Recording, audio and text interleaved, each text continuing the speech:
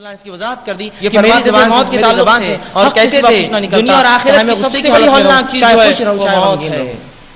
تو رسول اللہ صلی اللہ علیہ وسلم سب سے بڑی ہولناک چیز وہ موت ہے. اور آگے فرمایا کرتے تھے اور کہتے تھے کہ اس کی تکلیف اس کی ہولناکی ایسی ہے کہ آرو کے چیرنے سے زیادہ اذیت دہ چیز ہے یہ. 1% اگر اسلام تلوار کی دھار پر پھیلتا تو 800 سال تک جس قوم نے اسپین پر جن لوگوں نے شاشن کیا اسپین پر اگر پلان کرتے کہ ہر سال 1000 لوگوں کو ایکسیکیوٹ کرنا ہے صرف یہ آبادی آج کیسی تھوڑی تھی اس زمانے میں لوگ آبادی اتنی نہیں تھی تو 800 سال میں کیا کچھ نہیں کر دیتے تھے. آگے وہ کہتی ہے اللہ نے حکم دیا ہے وہی کے ذریعے نماز قائم کرو. جبریل علیہ السلام آ کر انہیں سکھاتے. اللہ نے وہی کے ذریعے حکم دیا کہ وضو کرو. جبریل علیہ السلام پوری تفصیلات سکھاتے. اللہ نے and its military protection allowed a degree of peace and prosperity that had never been known.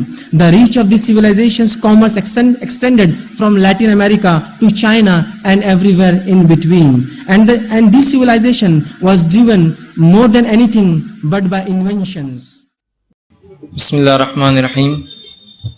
ان الحمد للہ نحمده ونستعینه ونستغفره ونعوذ باللہ من شرور انفسنا ومن سیئات اعمالنا من يهدي الله فلا مضل له ومن يضلل فلا هادي له واشهد ان لا اله الا الله وحده لا شريك له واشهد ان محمدا عبده ورسوله وبعد فان خير الحديث كتاب الله وخير الهدي هدي محمد صلى الله عليه وسلم وشر الامور محدثاتها وكل محدثة بدعة وكل بدعة ضلالة وكل ضلالة في النار. اعوذ بالله من الشيطان الرجيم. الحمد لله الذي هدانا لهذا والصلاة والسلام على خاتم النبيين والمرسلين. رب اشرح لي صدري ويسر لي امري واحلل عقدة من لساني يفقهوا قولي. وقال عز وجل في القرآن المجيد. اعوذ بالله من الشيطان الرجيم. بسم الله الرحمن الرحيم. وإنه لعلم للساعة فلا تمترن بها واتبعون هذا صراط مستقيم. اما بعد. تمام تعریفیں اس اللہ عز وجل کے لیے لائق و زیبا ہے جو تمام جہانوں کا بنانے والا اور اسے پالنے والا ہے. اور درود و سلام اس کے آخری نبی محمد صلی اللہ علیہ وسلم پر. الحمدللہ ہم تمام یہاں اس 10 روزہ کانفرنس کے جو ہے 5ویں سیشن نشست میں جمع ہوئے. اور جیسا کہ آپ تمام کے سامنے اعلان کیا گیا تھا کہ اس کے دوسرے حصے میں جو پچھلی کڑی چلی آ رہی علامت قیامت کے تعلق سے اور بالخصوص اس کی بڑی نشانیوں کے تعلق سے یہ اس سلسلے میں تیسری کڑی ہے. اس سے پہلے ہم نے دیکھا کہ امام مہدی وہ کیسے آئیں گے, کہاں آئیں گے, ان کی کیا کارنامے ہوں گے, اس زمانے میں کیا حالات ہوں گے, اور پھر کس طرح سے خوشحالی جو ہے اس امت مسلمہ پہ آ جائیں گی. لیکن اس کے بعد اللہ رب العزت کی جو ایک بہت بڑی نشانی اور جو کہ علامت قیامت میں سے بڑی نشانیوں کی تسلسل میں کڑی میں پہلی نشانی ہے جو ہے دجال کا خروج ہوگا.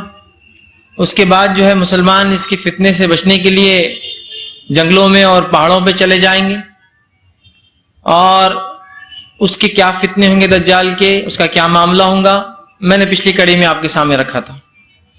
کچھ حصہ اس کڑی کا بہرحال پچھلی کڑی میں گزر چکا ہے جو عیسیٰ علیہ الصلوۃ والسلام کے نزول کے تعلق سے آئیں گا, لیکن بہرحال میں نے بہت مختصر تب رکھا تھا. آج انشاءاللہ ہم تفصیل میں جائیں گے چونکہ یہ کڑیاں ایسی ہیں جو بالکل ایک دوسرے میں ملی ہوئی ہے, اور میں سمجھتا ہوں ان کے تسلسل سے, ان کے ایک دوسرے سے اس طرح سے ملے ہوئے ہونے سے آپ کو یہ بات تو ظاہر ہے کہ ایک کے بعد دوسرا, دوسرے کے بعد تیسرا, تیسرے کے بعد چوتھا, چوتھے کے بعد پانچواں, یہ بالکل ایک کے بعد ایک تسلسل سے چالو ہے. اور ایسا بھی نہیں کہ ایک ختم ہونے کے بعد دوسرا, دوسرا ختم, تیسرا, ایک ابھی چالو ہے تو اسی میں دوسری نشانی, دوسرا بھی ختم نہیں ہے تو اسی میں تیسری علامت, تیسری نہیں ہے تو ابھی اسی میں دیکھیں گے آپ ایک چوتھی علامت بھی آئیں گی اس کے بعد, وہ اسی میں چالو ہے. مطلب کڑی در کڑی یہ صرف علامتیں ایک میں ایک پھنسی ہوئی ایک طرح سے. تو اگر کوئی دعویٰ کرے میں مہدی ہوں تو اس کے بعد کی کڑیاں کہاں ہیں اس کے پیچھے کی؟ کوئی یہ جو ہے اعلان کرے کہ میں عیسیٰ ہوں تو کہاں ہے اس کی بات کی کڑیاں اس کی بات کی؟ اور یہ اتنے کم وقت میں بتایا گیا کہ امام مہدی کے آنے کے بعد 7 سال, اس کے بعد عیسیٰ علیہ السلام کا دور 40 سال, اس کے اندر پھر یاجوج ماجوج کا خروج اسی میں. تو گویا یہ بہت لمبا نہیں, بہت مختصر وقت میں تمام ہونا ہے. تو جو بھی ایسی چیزوں کے دعوے دار ہو جو کہ یقیناً جھوٹا دعویٰ ہوگا وہ تھوڑا سا اس چیز کو سوچ لے اور امت مسلمہ اس چیز کا علم حاصل کرے. ورنہ ہر ایرا غیر آ کر آپ کو کوئی مہدی بن رہا ہے تو کوئی عیسیٰ بن رہا ہے تو کوئی پتہ نہیں عیسیٰ علیہ السلام کو مار دے رہا ہے کہ وہ آ کر چلے گئے اب میں ہی ہوں. تو یہ باتوں کو سمجھنا انتہائی ضروری ہے. اور کم بیش تمام جو فرقہ اسلام سے نکلے اور جن لوگوں نے نبوت کا دعویٰ کیا وہ تمام کے تمام انہی علامتوں سے انہوں نے کچھ نہ کچھ کھلواڑ کیا اور سنت میں جو علامتیں ہیں اس سے جو چھیڑ چھاڑ کی، یا تو ایک تو انکار کر دیا کہ یہ غلط ہے، سب ماننے کی ضرورت نہیں، ٹھیک ہے، اور یا تو پھر ان سے ان کا غلط استعمال کر کے کہ آپ یہ عقیدہ رکھتے ہیں امام مہدی آئیں گے تو پھر وہ میں ہوں، یا تو چھیڑ چھاڑ کیا کہ عیسیٰ علیہ السلام مر گئے آ کر چلے گئے، یا پھر دوسرا اپنا دعویٰ کیا. تو اس چیزوں کو سمجھنا بہت زیادہ ضروری ہے. تو اب وہ جو کڑی جہاں ہم نے چھوڑا تھا پچھلی بار کہ امام مہدی آ گئے، ان کا دور چل رہا ہے، اس دور کے اندر ایک چیز یہ ہوئی کہ مسلمانوں نے جنگ لڑی، فارس سے، ایران سے، عراق سے، شام سے قسطنطنیہ کی فتح ہوئی. قسطنطنیہ کی فتح کے بعد مسلمان آرام کر رہے تھے ایک طرف، اور اپنی تلواروں کو انہوں نے لٹکا دیا تھا. اعلان ہوا کہ اے لوگوں تمہارے گھروں میں دجال داخل ہو گیا ہے. اس کے بعد جو ہے جب یہ اعلان ہوا کہ دجال داخل ہو گیا ہے، مسلمان وہاں سے بھاگتے ہیں. پہلی بار جاتے ہیں اعلان جھوٹا، دوسری بار جاتے ہیں اعلان جھوٹا، تیسری بار جب جاتے ہیں تو وہ اعلان سچا ہوتا ہے. اس کے بعد دجال جو فتنے مچاتے ہیں مختلف شہروں سے گھومتا گھومتا ایک مقام پر آ کر بہرحال وہ اب رک جائیں گا، اور وہ کافی دنیا میں جو ہے فتنے اور فساد مچا دیں گا. اللہ کی کوئی بستی، کوئی گھر، کوئی شہر کوئی باقی نہ ہوگا، ہر فرد اس کے فتنے میں پھنس جائیں گا. اب امام مہدی جو ہے مسلمانوں کو لے کر ایک طرف جو ہے چلے جائیں گے، اور مسلمان اب دعا کریں گے اللہ کی ایک بڑی نشانی کے لیے، جس کے تعلق سے میں نے جو آیت آپ کے سامنے تلاوت کی. اللہ رب العزت فرماتا ہے، یہ آیت جو ہے سورہ زخرف کی آیت نمبر 61 تھی، 43 نمبر کا سورہ آیت 61 تھی. اللہ نے فرمایا، اور بے شک عیسیٰ قیامت کی ایک نشانی ہے، لہٰذا تم اس قیامت کے آنے میں شک نہ کرو اور تم میری پیروی کرو، یہی سیدھا راستہ ہے. چونکہ مشرکین مکہ نے جو ہے اللہ کے رسول صلی اللہ علیہ وسلم کا مذاق اڑایا، تو اللہ نے اس کے دلیل میں کہا کہ عیسیٰ علیہ السلام بھی حق تھے، یہ نبی بھی حق ہے، اور عیسیٰ یہ جو ہے علیہ السلام قیامت کی ایک نشانی ہے، تو لہٰذا اس کو مذاق میں نہ لینا بلکہ وہ ایک علامت ہے، اور بے شک تم میری پیروی کرو اور اس نبی کی پیروی کرو، اور یہی سیدھا راستہ جو ہے نبی بتاتا ہے. تو یہاں اس کی وضاحت ہو گئی، ٹھیک ہے، کہ عیسیٰ علیہ السلام قیامت سے پہلے آئیں گے، اور یہ بڑی علامتوں میں سے. آئیے اب ہم اس واقعے کو وہیں چھوڑ دیتے ہیں کہ امام مہدی ابھی انتظار کر رہے ہیں کہ کوئی اللہ کی اب نشانی آئیں گے، اور بالخصوص عیسیٰ علیہ السلام آئیں گے. اب ایک دوسری کڑی ہم جو ہے اس کو پھر شروعات سے دیکھیں گے کہ عیسیٰ علیہ السلام ان کا واقعہ، ان کے حالات وہ کیسے آئیں گے. پھر ہم اس کڑی کو لے جا کر اس واقعے کے وہاں جوڑ دیں گے کہ عیسیٰ علیہ السلام جب آ رہے ہیں تو امام مہدی انتظار کر رہے ہیں، ٹھیک ہے. تو اس واقعے کو ہم وہاں چھوڑتے ہیں. عیسیٰ علیہ السلام کی طرف ہم پھر سے آتے ہیں. عیسیٰ علیہ السلام کے تعلق سے میں سمجھتا ہوں آپ سب جانتے ہیں یہ اللہ کے ایک برگزیدہ نبی تھے. اولو العزم انبیاء جو 5 گزرے ہیں، نوح علیہ السلام، ابراہیم علیہ السلام، موسیٰ علیہ السلام، عیسیٰ علیہ السلام اور محمد صلی اللہ علیہ وسلم، یہ 5 برگزیدہ انبیاء گزرے، یاد رکھیے، ٹھیک. تو ان 5 میں سے یہ ایک ہے. نبی اکرم صلی اللہ علیہ وسلم سے پہلے یہی نبی تھے، یاد رکھیے. مطلب یہ جو ہے سیکنڈ جس کو کہیں گے آخری سے ایک پہلے نبی ہے. آپ صلی اللہ علیہ وسلم نے فرمایا کہ مجھ سے پہلے عیسیٰ تھے اور ہم دونوں کے بیچ میں کوئی نبی نہیں تھے. اور ایک روایت نے فرمایا کہ میں اپنے باپ ابراہیم کی دعا اور عیسیٰ کی بشارت کا نتیجہ ہوں، اور مجھ سے پہلے عیسیٰ گزرے ہیں. تو یہ آپ صلی اللہ علیہ وسلم سے پہلے سیکنڈ لاسٹ جس کو کہتے ہیں کہ آخری سے پہلے ایک نبی تھے. اور اللہ رب العزت نے ان کو بنی اسرائیل کا ایک نشانی بنایا تھا. ان کو اللہ رب العزت نے مریم علیہ السلام سے بنا باپ کے بنا شوہر کے، عیسیٰ علیہ السلام کو بنا باپ کے پیدا کیا. مریم علیہ السلام کو کوئی شوہر نہ تھا. تو یہ اللہ کی ایک علامت ہے.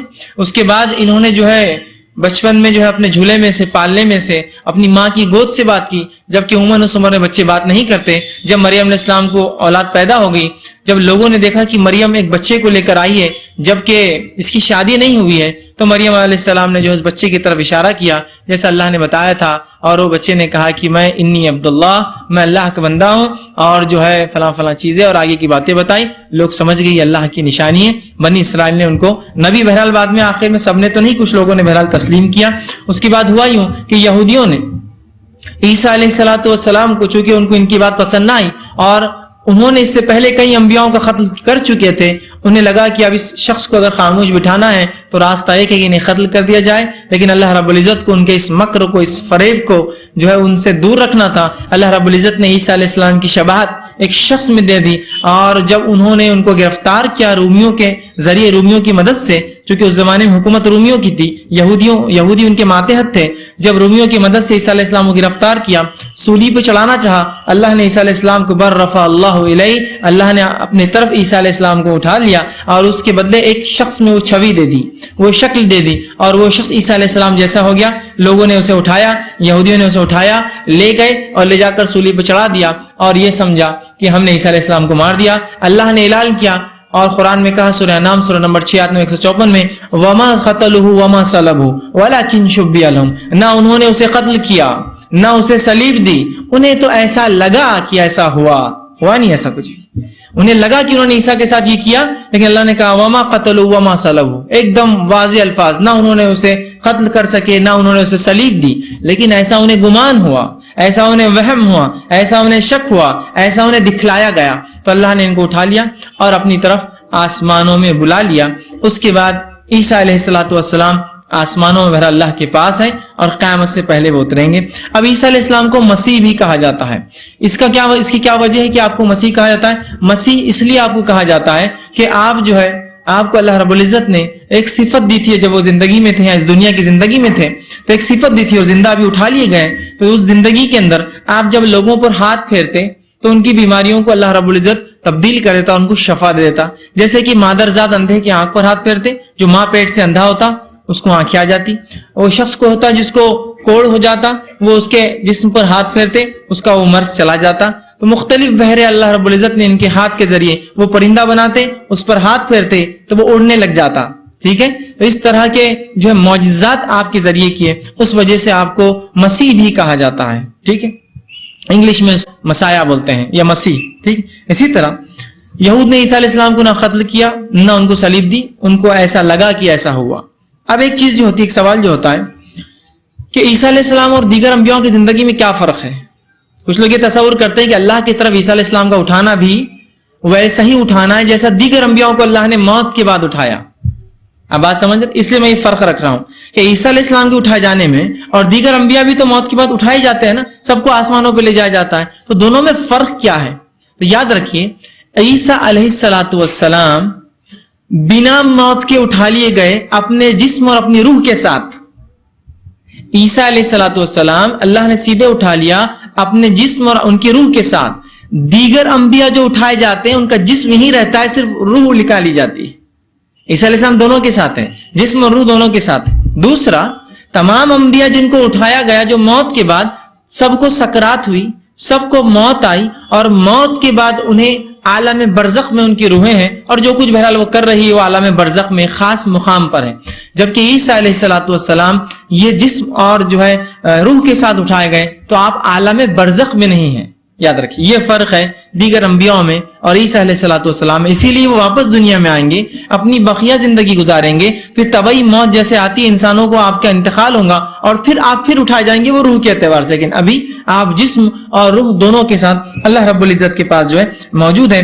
کیسے اور کیا اس کے تعلق سے ہم سمجھ نہیں سکتے، اس لیے کہ وہ غائب کی زندگی ہے، لیکن اصحاب کہف سے کچھ نصیحت لے سکتے ہیں کہ جب اللہ نے ان کو دنیا میں انسانیت کے لیے گواہ بنایا کہ 300 یا 309 سال یا اس سے زائد یا اس سے کم وہ سوتے رہے، تو وہ کیسے اٹھ کر آئے؟ تو اللہ کے لیے کیا ناممکن ہے کہ جب دنیا میں لوگوں کو 100 300 سال سلا کے اللہ اٹھا کر واپس لا سکتا ہے، تو اللہ کے لیے کیا ناممکن ہے کہ وہ عیسیٰ علیہ السلام اپنے نبی کو اٹھا لے اور قیامت سے پہلے پھر لا لے؟ تو سمجھنے کے لیے ہو سکتا ہے، یا عام سمجھ کے لیے کہ ہم نیند لگتی ہے سو جاتے ہیں، اس کے بعد پھر اٹھ جاتے ہیں، سمجھے آپ کو پتا چلتا ہے اس حالت میں کیا ہوا کیا گزرا، ممکن نہیں ہوتا ہے۔ بس اسی طرح کچھ حالت رہی ہوں گی، آپ کو اٹھا لیا گیا، آپ کیا کرتے ہوں گے، کیا معاملہ ہوگا، واللہ عالم، یہ غائب کا معاملہ ہے، اس معاملے میں اپنا منہ بند رکھتے ہیں، ٹھیک۔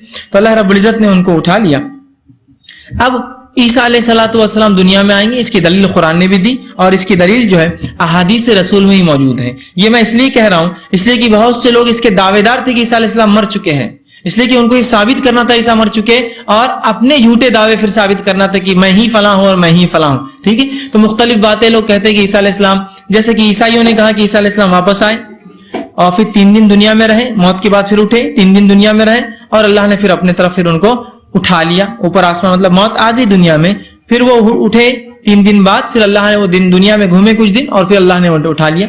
دوسرا، کچھ لوگوں نے یہ کہا نہیں عیسیٰ علیہ السلام دنیا میں اٹھے نہیں، پھر وہ وہاں سے بھاگ گئے، یہودیوں کے فتنے سے بچنے کے لیے مختلف مقامات سے بھاگتے ہوئے وہ کشمیر آ گئے، پھر کشمیر میں آ کے انہوں نے دعوت و تبلیغ کا کام کیا، اور پھر طبعی موت آ کے ان کا تدفین ہوئے، اور وہاں ان کی جو ہے مختلف ناموں سے، بہرحال فلاں نام سے ان کی خبر ہے، اس طرح کی۔ یہ دعوے سب بے بنیاد، یہ دعوے سب جھوٹے ہیں، اس لیے کہ عیسیٰ علیہ السلام یہ قیامت کی ایک علامت ہے، اور یقیناً یہ علامتیں ایک کے بعد ایک کڑی در کڑی آنے والے ہیں، ٹھیک ہے۔ تو عیسیٰ علیہ السلام نہ مرے نہ دنیا میں اس کے بعد آئے، اللہ نے جو ان کو پہلی بار اٹھایا وہ اللہ رب العزت کے پاس ہی ہے۔ اس تعلق سے عبداللہ ابن عباس رضی اللہ عنہ اس آیت کی تفسیر جو سورہ زخرف سورہ نمبر 43 آیت نمبر 61 میں نے آپ کے سامنے تلاوت کی تھی خطبے میں، اس کے تعلق سے فرماتے اور کہتے ہیں وَإِنَّهُ لَعِلْمٌ لِلسَّاعَةِ، اس کے تعلق سے وہ کہتے ہیں عبداللہ ابن عباس رضی اللہ عنہ، یعنی عیسیٰ علیہ السلام قیامت سے پہلے تشریف لانا ایک قیامت کی نشانی ہے، تو وہ پھر آئیں گے اور اس کے بعد جو ہے وہ ایک نشانی بن کر آئیں گے قیامت۔ اسی طرح امام طبری اپنی تفسیر طبری میں لکھتے ہیں اس آیت کی تفسیر میں اور کہتے ہیں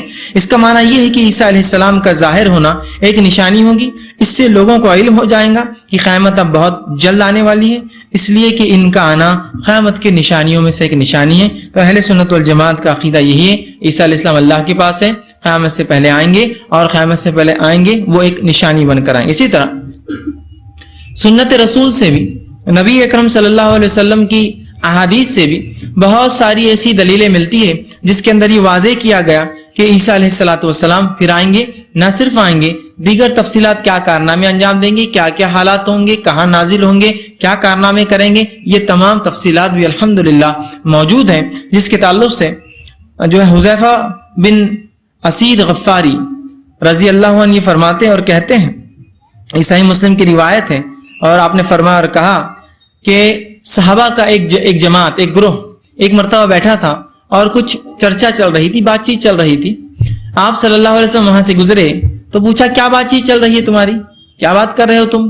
تو کہ اللہ کے رسول صلی اللہ علیہ وسلم ہم جو ہے قیامت کے تعلق سے ذکر کر رہے ہیں، قیامت کے تعلق سے ہمارا ڈسکشن چالو ہے، ہم قیامت کے تبصرے کر رہے ہیں۔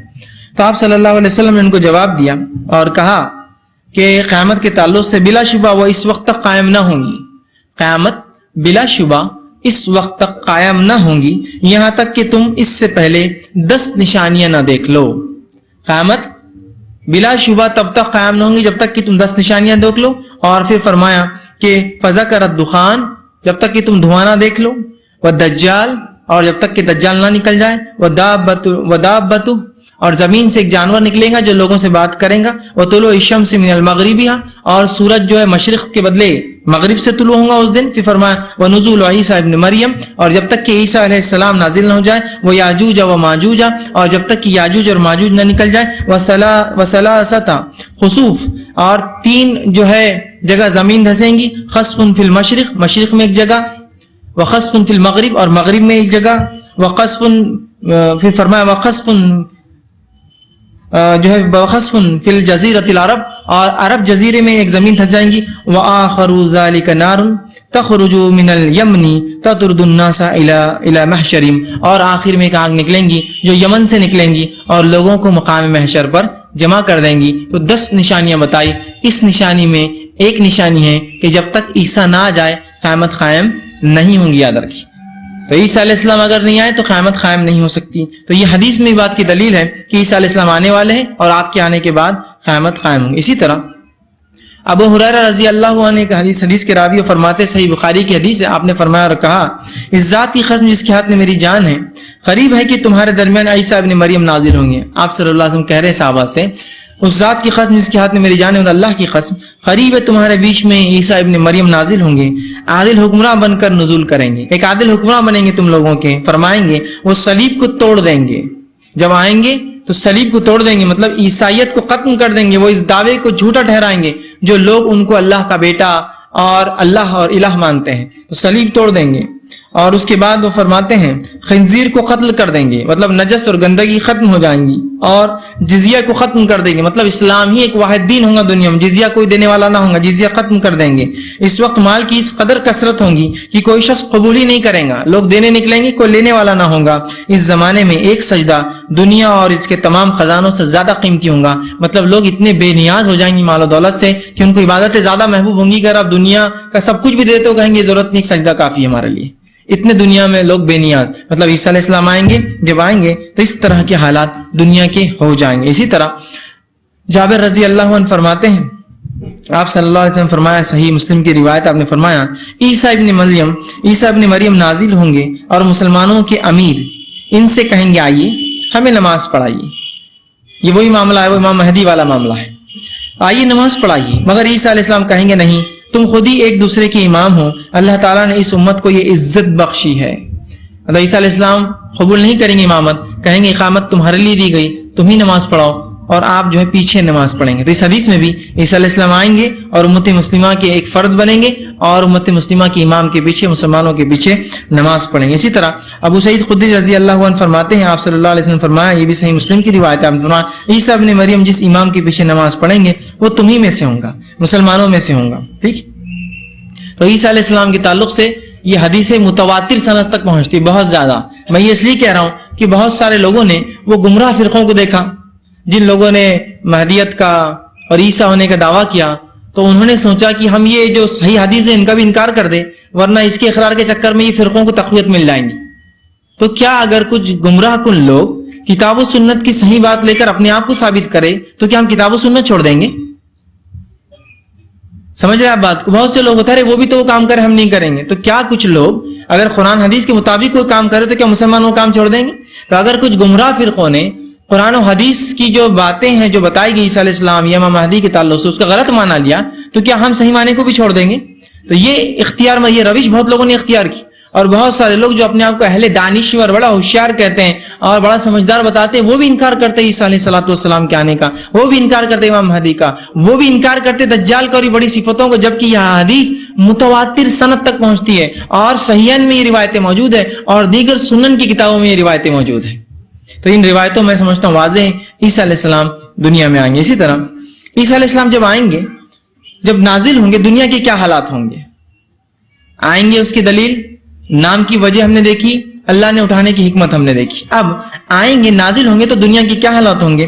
تو آئیے وہ روایت میں نے آپ کے سامنے جو رکھی تھی پھر دوہرا دیتا ہوں کہ مسلمان جو ہے ایران سے لڑیں گے وہ جیت جائیں گے, عراق میں جاؤں گے جیت جائیں گے, شام میں جاؤں گے جیت جائیں گے, وہ قسطنطنیہ سے لڑیں گے اور وہاں بھی اللہ انہیں فتح دیں گا. اور اللہ کے رسول صلی اللہ علیہ وسلم فرماتے ہیں وہ فتح ایسی نہیں ملیں گی, مسلمان خوب لڑیں گے لیکن وہ قلعہ فتح نہ ہوں گا. اس کے بعد ایک مسلمان فوجی نکلیں گا اور آگے جو ہے لا الہ الا اللہ کہہ کر اپنے ہتھیار چھوڑیں گا, ہتھیار داغیں گا. وہ ہتھیار جب وہ اس کلمے کے ساتھ پڑھیں گا اور اللہ اکبر کہیں گا, دشمن کا پورا قلعہ جو ہے اس کلمے کی وجہ سے ڈھہ جائیں گا.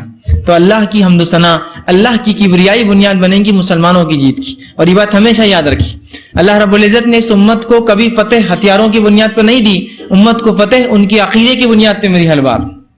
ہمیشہ یاد رکھی, پہلی جنگ سے لے کر قیامت تک یہی وجہ رہیں گی. جو لوگ یہ سوچتے ہیں کہ نہیں اس کے لیے تو وجوہات ہتھیار اور فلاں ہیں, یہ سب باتیں ہیں. آپ فرماتے ہیں کہ خوب لڑیں گے, وہ قلعہ فتح نہ ہوں گا. اللہ کی پھر ایک مسلمان نوجوان لا الہ الا اللہ کہہ کر جب ہتھیار چلائیں گا تو وہ قلعہ اس کلمے کی بنیاد پر ڈھہ جائیں گے, یاد رکھیے. اس کے بعد جو ہے مسلمان جو ہے اپنے گھروں کی طرف جا رہے ہوں گے, دجال کی خبر سنیں گے اور دجال کا عظیم فتنہ ان کے گھروں میں بہرحال شروع ہو چکا ہوگا. تو دجال آیا ہوگا جب عیسیٰ علیہ السلام کے نزول ہونے سے پہلے دجال دنیا موجود ہوگا. اسی طرح مصنف عبد الرزاق کی ایک روایت ہے, طویل روایت ہے, بہت تفصیل میں ہے. اس میں آتا ہے کہ آپ صلی اللہ علیہ وسلم فرمایا دجال مدینہ کے قریب ایک شوریلی زمین, ایک بنجر زمین کے قریب جو ہے پڑاؤ ڈالیں گا. مدینہ کے اندر داخل ہونا اس کے لیے ممنوع ہوگا, حرام ہوگا. مدینہ اپنے رہنے والوں کو زلزلے کا ایک جھٹکا دے گا جس سے ہر منافق اور عورت اور مرد وہاں سے نکل کر چلے جائیں گے, دجال کی فوج میں شامل ہو جائیں گے. پھر دجال شام کی طرف رخ کر لے گا اور اس کے بعض پہاڑوں کے پاس ٹھہر کر ان کا محاصرہ کر لیں گا. اور پھر دجال نکلیں گا, شام کی طرف جائیں گا اور شام کے پہاڑوں کو گھیر لیں گا. اس کا مطلب یہ ہے جو میں نے آپ سے کہا نا, امام مہدی جب دیکھیں گے دجال آ گیا اور وہ اس کے فتنے سے چونکہ نہیں لڑ سکتے تو وہ ایمان والوں کے لے کر پہاڑوں پہ بھاگ جائیں گے. مسلمان پہاڑوں پہ ہیں, اسی لیے دجال کیا کریں گا, پہاڑوں کا محاصرہ. مسلمان مختلف پہاڑوں پہ بسیرا کر کے رہے ہوں گے, اور چونکہ حدیث میں جب دجال کی خبر سنو تو بھاگ جاؤ, پہاڑوں پہ چلے جاؤ, وہ ایک بچنے کا راستہ ہے. تو یہ بھاگ جائیں گے تو وہ پہاڑوں کا محاصرہ کریں گا اور مختلف پہاڑوں پہ جہاں مسلمان پناہ گزیر ہوں گے وہ ان کو گھیرنا شروع کر دیں گا اس کی فوج کے ساتھ. اس کے بعد کچھ مسلمان جو شام کے ایک پہاڑی کی چوٹی پر موجود ہوں گے, دجال اس پہاڑ کے نیچے جا کر ان کا بھی محاصرہ کر لیں گا. جب یہ محاصرہ طویل ہو جائے گا, بہت دنوں تک وہ ان کو گھیرے رکھیں گا, تو مسلمان پکار کر, ایک مسلمان اپنے ساتھیوں کو پکار کر جو دوسرے پہاڑ پہ ہوں گے اور اس کے ساتھ ہوں گے, آواز دیں گا اور کہے گا اے مسلمانوں کی جماعت, تم کب تک اس حالت میں رہو گے, تم کب تک اس حالت میں رہو گے, یہاں اس کے اندر اور اسے گھیرے ہوئے رہوں گے. اللہ کا دشمن دجال تمہاری سرزمین پر ہے. اور وہ کہیں گا جو ڈیرا جما چکا ہے, تھوڑا باہر نکلو, تم دو بھلائیوں میں سے ایک ضرور پالو گے, باہر نکلو, ہمت کرو, دو بھلائیوں میں سے ایک پالو گے, یا تو فتح یا تو شہادت. دونوں میں سے کچھ ایک مل جائیں گی. پھر اس کے بعد تم غلبہ پالو گے یا پھر شہادت. وہ سب خلوص دل سے موت پر بیعت کر لیں گے. لوگ سمجھ جائیں گے کہ اب موت کے علاوہ تو کوئی حل نہیں, دجال سے لڑنا مذاق اور معمولی بات نہیں. لوگ موت پر بیعت مطلب دل میں سوچ لیں گے کہ اب تو مرنا ہے اپنے کو, اتر جاؤ. اس کے بعد وہ موت پر بیعت کر لیں گے. پھر ان پر ایسا اندھیرا چھا جائے گا کہ ایک انسان اپنی ہتھیلی نکالے گا لیکن کچھ دیکھ نہیں پائیں گا. جب مسلمان آگے بڑھیں گے, ہمت کریں گے, تو اندھیرا چھا جائے گا. کس وجہ سے ہم نہیں جانتے. رات ہو جائیں گی یا بادل آ جائیں گے, لیکن اندھیرا چھانے کا لفظ تبھی کہا جاتا ہے جب دن میں اندھیرا ہو جائے. رات تو فطری اندھیرا ہی ہوتا ہے. تو دن ہوگا اور اندھیرا چھا جائے گا اور بہت اندھیرا ہوگا اور ایک انسان اپنی ہتھیلی نکال کر دیکھنا چاہیں گا. اسی دوران اچانک عیسیٰ ابن مریم اتریں گے. اچانک عیسیٰ ابن مریم تشریف لے آئیں گے.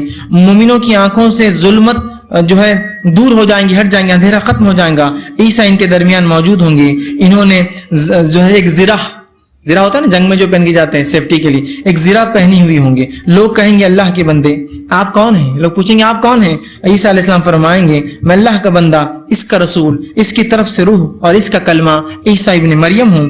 اور پھر اس موقع پر عیسیٰ علیہ السلام مومنوں سے فرمائیں گے تم لوگ دجال سے نجات پانے کی 3 صورتوں میں سے ایک کو جو ہے سلیکٹ کر لو. پہلے دجال سے جیتنے کی 3 صورتوں میں سے کوئی ایک تم کو سلیکٹ کرنا ہوگی کہ ہم کیا کریں, فیوچر پلانز کیا ہو. پھر وہ کہیں گے تو ان سے اور فرمائیں گے تو جو ہے ایک کا انتخاب کر لو, جو پسند ہو مجھے بتا دو. پہلی یہ کہ اللہ تعالیٰ دجال پر, اس کے لشکر پر آسمان سے کوئی عذاب نازل کر دے. دوسری صورت یہ کہ اللہ انہیں زمین میں دھسا دے. تیسری صورت یہ کہ اللہ تمہارے ہتھیاروں کو ان پر مسلط کر دے اور ان کے ہتھیار تم سے روک لے. 3 صورتیں, ایک تو یا تو اللہ آسمان سے کچھ ایسا کر دے یا زمین میں دھسا دے, یا تیسرا ہم لڑنے جائیں گے اللہ ہمارے ہتھیاروں میں طاقت دیں گا, ان کے ہتھیار برباد کر دیں گا. کیا کرنا ہے بولو. تو وہ کہیں گے اے اللہ کے نبی یہ تیسری صورت ہم کو پسند ہے کہ ہم ان سے لڑے, اس لیے کہ لڑنے سے ہم کو شہادت بھی مل سکتی ہے, لڑنے سے ہم مجاہدین میں آ جائیں گے. ہم لڑے اور ہمارے ہتھیار ان پہ غالب ہو جائے, ان کے ہتھیار بیکار ہو جائے. سب بڑھ کر اطمینان جو ہے بخش یہ جواب دیں گے. رسول اللہ صلی اللہ علیہ وسلم نے اپنی جو ہے بات جاری رکھتے ہوئے فرمایا اس حدیث میں, اس دن آپ دیکھیں گے کہ ایک عظیم الجشا جو ہے لمبا تڑنگا بہت زیادہ کھانے پینے والا یہودی اس حالت سے دوچار ہو جائے گا کہ کپکپاہٹ کی وجہ سے اس کے ہاتھ میں تلوار سنبھل نہ رہی ہوں گی. مطلب دجال کے فوج میں اکثر یہودی ہوں گے. اس لیے آپ نے فرمایا کہ اس روز جو ایک یہودی جو خوب لمبا تڑنگا اونچا پورا ہوگا اور مسلمانوں سے لڑنے کے لیے دجال کی فوج میں آئیں گا, لیکن جو عیسیٰ علیہ السلام تیسرا آپشن جو پسند کیا تھا ان کے ہتھیار بیکار ہو جائے, تو آپ نے فرماتے ہیں اس یہودی ایک مضبوط انسان کے ہاتھ سے بھی ایسی کپکپاہٹ اللہ ان کے جسموں میں دے دیں گا کہ اس کپکپاہٹ سے اس کی تلوار اس کے ہاتھ سے گر جائیں گی اور پھر فرماتا تھامنے سے خاسر ہو جائیں گا. اہل ایمان دجال کی طرف اٹھ کھڑے ہوں گے اور اس پر فتح پا لیں گے. وہ جب ابن مریم کو دیکھیں گا تو سیسے کی مانند, ایک روایت میں جو ہے نمک کے مانند جیسا سیسا آنکھ سے پگھل جاتا ہے, بہت کم ٹیمپریچر پہ جو ہے یہ پگھل جاتا ہے, اسی طرح جو ہے نمک جس طرح سے گھل جاتا ہے پانی میں پگھلنا شروع ہو جائے گا, یہاں تک کہ عیسیٰ ابن مریم اس کو جا لیں گے, قتل کریں گے. اور عیسیٰ علیہ السلام دجال کو قتل کرنے کا قصہ تفصیل جو ہے اس سے پہلے ہم نے دیکھا تھا. تو یہ تمام باتیں بہرحال اس وقت ہوں گی کہ عیسیٰ علیہ السلام آئیں گے اور اس کے بعد یہ حالات ہوں گے. تو جو باتیں اب پتہ چلی وہ یہ ہے کہ مسلمان امام مہدی کے ساتھ انتظار کریں گے, دجال سے بچنے کے لیے پہاڑوں پہ جائیں گے. جب پہاڑوں پر چلے جائیں گے اور وہاں دجال ان کا محاصرہ کریں گا, وہ پہاڑوں پہ کیوں نہیں پہنچ سکیں گا واللہ عالم, ہم نہیں جانتے کیا معاملہ رہے گا. وہاں محاصرہ ہوگا, ایک شخص پھر آواز دیں گا چلو لڑنے. جب مسلمان ارادہ کر لیں گے تو اللہ کی مدد آئیں گی. تو اس سے ایک بات اور پتہ چلتی ہے, ہمیں پہلے اپنے طرف سے کوشش کرنا ہوگی تو اللہ کی مدد آتی ہے. وہ مومنوں نے یہ نہیں کہا اللہ ان کے ہتھیار سڑ جائے, ان کے ہتھیاروں میں کیڑے پڑ جائے, ان کا یہ ہو جائے, دشمن آنے سے پہلے بھاگ جائے. پہلے بڑھنے کی ہمت کی تو پھر اللہ رب العزت کی نصرت فتح آئی کہ دشمن کو اللہ رب العزت نے اپنے نبی کے ذریعے جو ان کو وہ کیا. تو ہم یہ نہ سوچیں کہ ہم صرف یہاں سے بددعا پہ کام چلا لیں گے یا دعا کرنے سے کسی کی مدد کر لیں گے.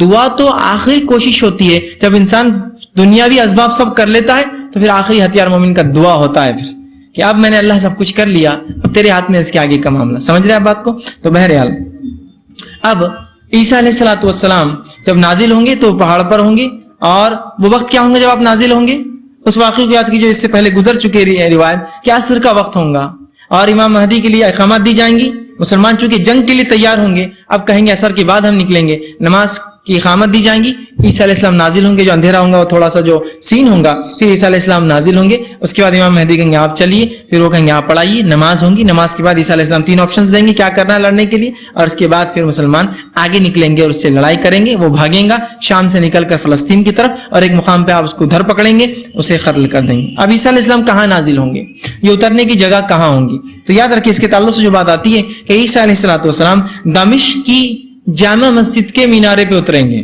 اب وہ دمشق کی کون سی جامع مسجد ہے اللہ عالم, ہم نہیں جانتے قیامت تک مساجد کتنے بدلتے ہیں, ٹوٹتے اور بنتے ہیں.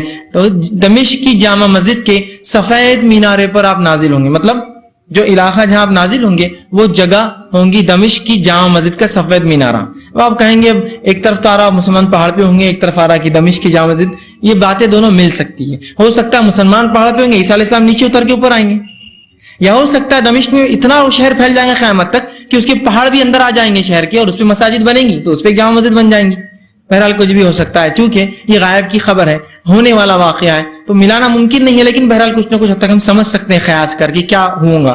تو بہرحال دمشق کی جامع مسجد, دمشق سمجھتے ہیں نا, ڈماسکس جو ایک شہر ہے شام کا, سیریا کا مشہور معروف, اور دنیا کا سب سے قدیم شہر جس کے اندر انسانیت آج بھی بستی ہے. یہ قوم 6000 سال سے شہر میں آبادیاں بستی ہے اور انسانیت بستی ہے. تو بہرحال اس شہر کے اوپر آئیں گے, اور شام کی یہ خصوصیت ہے, یہ ارض محشر ہے. حشر کی جو زمین ہے وہ شام ہے, یاد رکھی, جو انسانیت جمع ہوں گی, جہاں حشر بولتے ہیں نا قائم ہوں گا, وہ شام کی زمین ہوں گی, وہ ارض محشر ہے. تو بہرحال دمشق کی جامع مسجد کے سفید مینارے پر آپ اتریں گے, اور اس کے تعلق سے بہت ساری جو ہے باتیں آتی ہے, آپ کیسے اتریں گے, کیا اتریں گے. اب جب عیسیٰ علیہ السلام اتریں گے تو آپ کی جسمانی صفت تک نبی اکرم صلی اللہ علیہ وسلم بیان کر فرمایا, جب عیسیٰ علیہ السلام اتریں گے تو جو ہے مسلمان نماز کے لیے ہوں گے, اور جامع مسجد کا ایک سفید مینارہ ہوگا, اس مینارے پہ عیسیٰ علیہ السلام وہاں اتریں گے, اور آپ صلی اللہ علیہ وسلم نے مکمل آپ کی صفتیں بیان کی, کیا کیا صفتوں کی حامل عیسیٰ علیہ السلام ہوں گے. آئیے وہ ہم باتیں جو حدیث میں موجود ہے میں آپ کے سامنے رکھتا ہوں. آپ نے فرمایا عیسیٰ علیہ السلام کی شخصیت کے بارے میں, وہ درمیانہ قد والے ہوں گے, بہت لمبی شخصیت بھی نہیں آپ کی, بہت پستہ قد بھی نہیں ہے آپ, ایک درمیانہ جس کو خط کہتے ہیں, ایوریج ہائٹ جس کو بولیں گے, اس خط کے وہ انسان ہوں گے, بہت لمبے بھی نہیں بہت چھوٹے بھی نہیں. اور ان کے چہرے کا رنگ سفید یا سرخی مائل, لیکن گورا نہیں ہوگا. جو آدمی جس کو کہتے جو ویٹش کلر جس کو بولتے گیہواں کلر, وہ گورا بھی نہیں ہوتا آدمی اور کالا بھی نہیں ہوتا آدمی, بالکل ٹھیک ہے, اس کے بیچ کا ایک کلر ہوتا. تو سفید لیکن سرخی مائل, جو ریڈنس کی طرف جو ہے اس طرف جو ہے بڑھتا ہے, اس طرح کا آپ کا رنگ ہوگا. اسی طرح جو ہے آپ چوڑے سینے والے ہوں گے, مطلب آپ کی بلڈ جو ہے بہت اچھی ہوں گی, چوڑے سینے والے ہوں گے. ان کے بال نہ سیدھے ہوں گے نہ گھنگرالے ہوں گے, ایسے بال جیسے سمندر یا ندی میں لہریں آتی ہیں, جو بالکل گھنگرالے کرلی بھی نہیں ہوتے, بالکل سیدھے اسٹریٹ بھی نہیں ہوتے, اس طرح سے ہوں گے. اور آپ کے بال جو آپ کے کاندھے تک ہوں گے, کاندھے تک آپ کے بال ہوں گے, چونکہ اسی حالت میں آپ کو اٹھایا گیا, چونکہ آپ کو گرفتار کیا گیا تھا, اسی حالت میں آئیں گے. تو کاندھے تک آپ کے بال ہوں گے, نہ بالکل سیدھے نہ بالکل گھنگرالے, بلکہ اس کے بیچ والا جو ہوتا ہے, اور بال کاندھے تک ہوں گے. اور بالوں کی کیفیت ایسی ہوں گی جیسے انسان نہا کے نکلتا ہے نا, گیلے دکھیں گے لیکن وہ ہوں گے نہیں گیلے, لیکن دکھیں گے خوبصورتی کی وجہ سے. اسی طرح فرماتے ہیں پھر عیسیٰ علیہ السلام جب اتریں گے تو بالوں سے جو ہے پانی ٹپکیں گا, ایسا کوئی آدمی نہائے تو ٹپکتا ہے, ہو سکتا ہے یہ پسینہ ہو آپ کا, یا ہو سکتا ہے کوئی اور چیز, بہرحال وہ ٹپکیں گی. اور اس ٹپکنے سے جب وہ پانی ٹپکیں گا تو ایسا لگے جیسے موتی جھڑ کر نیچے گر رہے ہیں, ٹھیک ہے. اسی طرح جب بال سیدھے ہوں گے نہ گھنگرالے ہوں گے, اسی طرح سر سے پانی کے خطرات ٹپکیں گے مگر بال گیلے نہیں ہوں گے وہ, لیکن خطرات بہرحال اس سے ٹپکیں گے. اور اسی طرح جو ہے آپ صلی اللہ علیہ وسلم فرماتے ہیں, عروہ بن مسعود ثقفی رضی اللہ عنہ, اگر تم دیکھنا چاہتے ہو کسی میں عیسیٰ کی شباہت ہے تو آپ نے ایک اپنے صحابی کی طرف اشارہ کہا اور کہا عروہ بن جو ہے مسعود ثقفی کہا, اگر تمہیں دیکھنا عیسیٰ کی شباہت تو اس صحابی کو دیکھ لو, اس عیسیٰ اس کی طرح ہی ہوں گے کچھ نہ کچھ. جیسے دجال کے لیے ایک صحابی کی شباہت بتائی تھی کہ اس طرح ہوں گا, عیسیٰ کے لیے ایک شباہت بتائی کہ وہ کچھ نہ کچھ اس آدمی کی طرح ہوں گا. تو آپ نے ایک صحابی کی طرف اشارہ کیا کہ وہ اس طرح سے ہوں گے. اسی طرح ابو ہریرہ رضی اللہ عنہ فرماتے ہیں اور بیان کرتے ہیں, اور فرمایا آپ نے, یہ صحیح بخاری کی روایت ہے, جس رات مجھے آسمانوں کی سیر کرائی گئی, جب اللہ کے رسول آسمان گئے تو آپ فرماتے میں موسیٰ علیہ السلام سے اور عیسیٰ علیہ السلام سے ملا, میں ملاقات ہوئی. پھر آپ صلی اللہ علیہ وسلم نے ان کا حلیہ بیان کرتے ہوئے فرمایا وہ درمیانہ خط کے سرخ رنگ والے تھے, گویا کہ وہ جو حمام سے نکل کر آ رہے ہو. مطلب حلیہ ایسا ہوتا ہے کہ انسان خوبصورت کتنا بھی ہو لیکن اگر وہ نہا لے تو اس کی خوبصورتی تھوڑی دیر کے لیے بہت بڑھ جاتی ہے. انسان نہا کے آئے تو کتنا فریش لگتا ہے, آپ اس سے اندازہ کر سکتے ہیں. آپ بولتے نہا کے آئے گا تو ٹھیک ہے. کسی آدمی جو نہاتا دھوتا نہیں زیادہ, کبھی نہا لے تو خوبصورت دکھتا ہے نا آدمی, تو اسی طرح عیسیٰ علیہ السلام بھی جو ہے دکھیں گے, مطلب اتنے خوبصورت ہوں گے, ایسا عموماً آدمی نہا کے نکلے چاہے جتنا خوبصورت ہو وہ اور خوبصورت ہو جاتا ہے, تو اس طرح سے وہ اتنے فریش تھے. تو آپ نے کہا میں نے جب آسمانوں میں بھی دیکھا تو عیسیٰ علیہ السلام ایسے ہی فریش تھے ایک دم, جیسے ایک آدمی نہایا ہوا ہے, حالانکہ آپ نہائے ہوئے نہیں تھے یا آپ کے بال گیلے نہیں تھے, لیکن لگتے اس طرح سے تھے آپ فریش ایک دم. تو کہا آپ نے فرمایا نکل تھے گویا وہ حمام سے نکل کر بس آ رہے ہیں, مطلب اتنے خوبصورت لگ رہے تھے. اسی طرح حضرت ابن عباس رضی اللہ عنہ فرماتے ہیں, یہ صحیح مسلم کی روایت, آپ نے فرمایا اور کہا میں نے عیسیٰ, موسیٰ اور ابراہیم علیہ السلام کو دیکھا. عیسیٰ سرخی مائل, گھنگرالے بالوں والے اور چوڑے سینے والے تھے. اب گھنگرالے بالوں سے مراد کیا ہے یہاں, وہ ایک دم کرلی نہیں, مطلب وہ بالکل سیدھے نہیں تھے ان کے بال. ایک روایت میں سیدھے بھی نہیں ہوں گے, ایک میں گھنگرالے بھی نہیں ہوں گے. یہاں کا گھنگرالے مطلب وہ ایسے بال جو جس میں لہریں جیسے چلتی ہے, سیدھے بھی نہیں ہوتے گھنگرالے, اس طرح سے ہوں گے. اور چوڑے سینے والے ایک انسان ہوں گے. اور جیسا کہ ہم جانتے ہیں ہر نبی اپنے آپ میں مکمل ہوتا ہے اور بہت طاقتور انسان ہوتا ہے, یاد رکھیے, عمومی اعتبار سے, اور وہ کمزور نہیں ہوتا کسی بھی اعتبار. تو چوڑے سینے والے ہوں گے.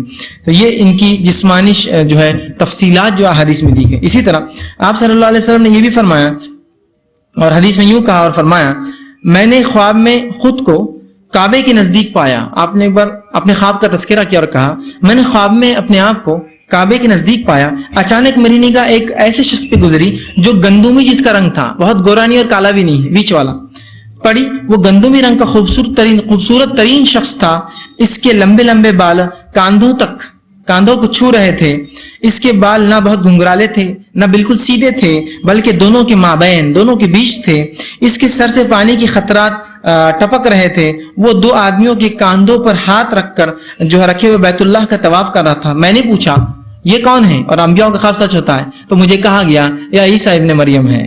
اس خواب میں بھی نبی اکرم صلی اللہ علیہ وسلم نے جو ہے عیسیٰ علیہ السلام کا حلیہ مبارک اور آپ کی صفتیں اور تفصیلات بیان کی. اسی طرح اب جو ہے عیسیٰ علیہ السلام جو ہے دجال کو کہاں قتل کریں گے, ٹھیک, اور ان کا کیا معاملہ ہوگا, ٹھیک ہے. تو یہ تھے آپ کے جسمانی اوصاف. اب عیسیٰ علیہ السلام کہاں قتل کریں گے, اس کے تعلق سے جو تفصیلی روایت آتی ہے میں آپ کے سامنے حدیث رکھتا ہوں, اور واقعے کو کچھ میں نے کڑیوں کو جوڑ دیا, مختلف احادیث تسلسل بن جائے, ورنہ اس حدیث میں کچھ بات آتی ہے اس حدیث میں اس کو ملا دیا.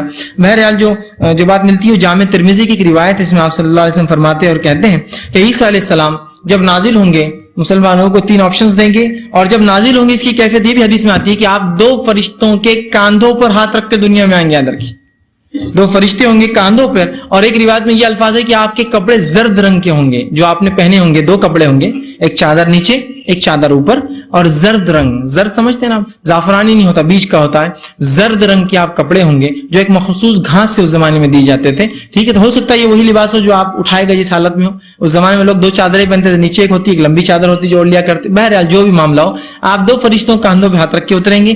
مومنوں کی نماز عصر کا وقت ہوگا, عیسیٰ علیہ السلام نماز پڑھ کے 3 آپشنز دیں گے. اس کے بعد جو یہ ہوگا کہ عیسیٰ ابن مریم جو ہے فوج کو لے کر چلیں گے. دجال جو ہی ان کو دیکھیں گا دور پائیں گا. ایک روایت میں جب آپ نیچے نازل ہوں گے اتریں گے تو آپ کی جو سانس ہے, ہوا جو ہے, سانس جو ہے, اس کی خوشبو سے, جو آپ کی سانس سے جو ہوا نکلیں گی, تمام کافر مر جائیں گے اس خوشبو سے, اس ہوا سے مرنا شروع ہو جائیں گے.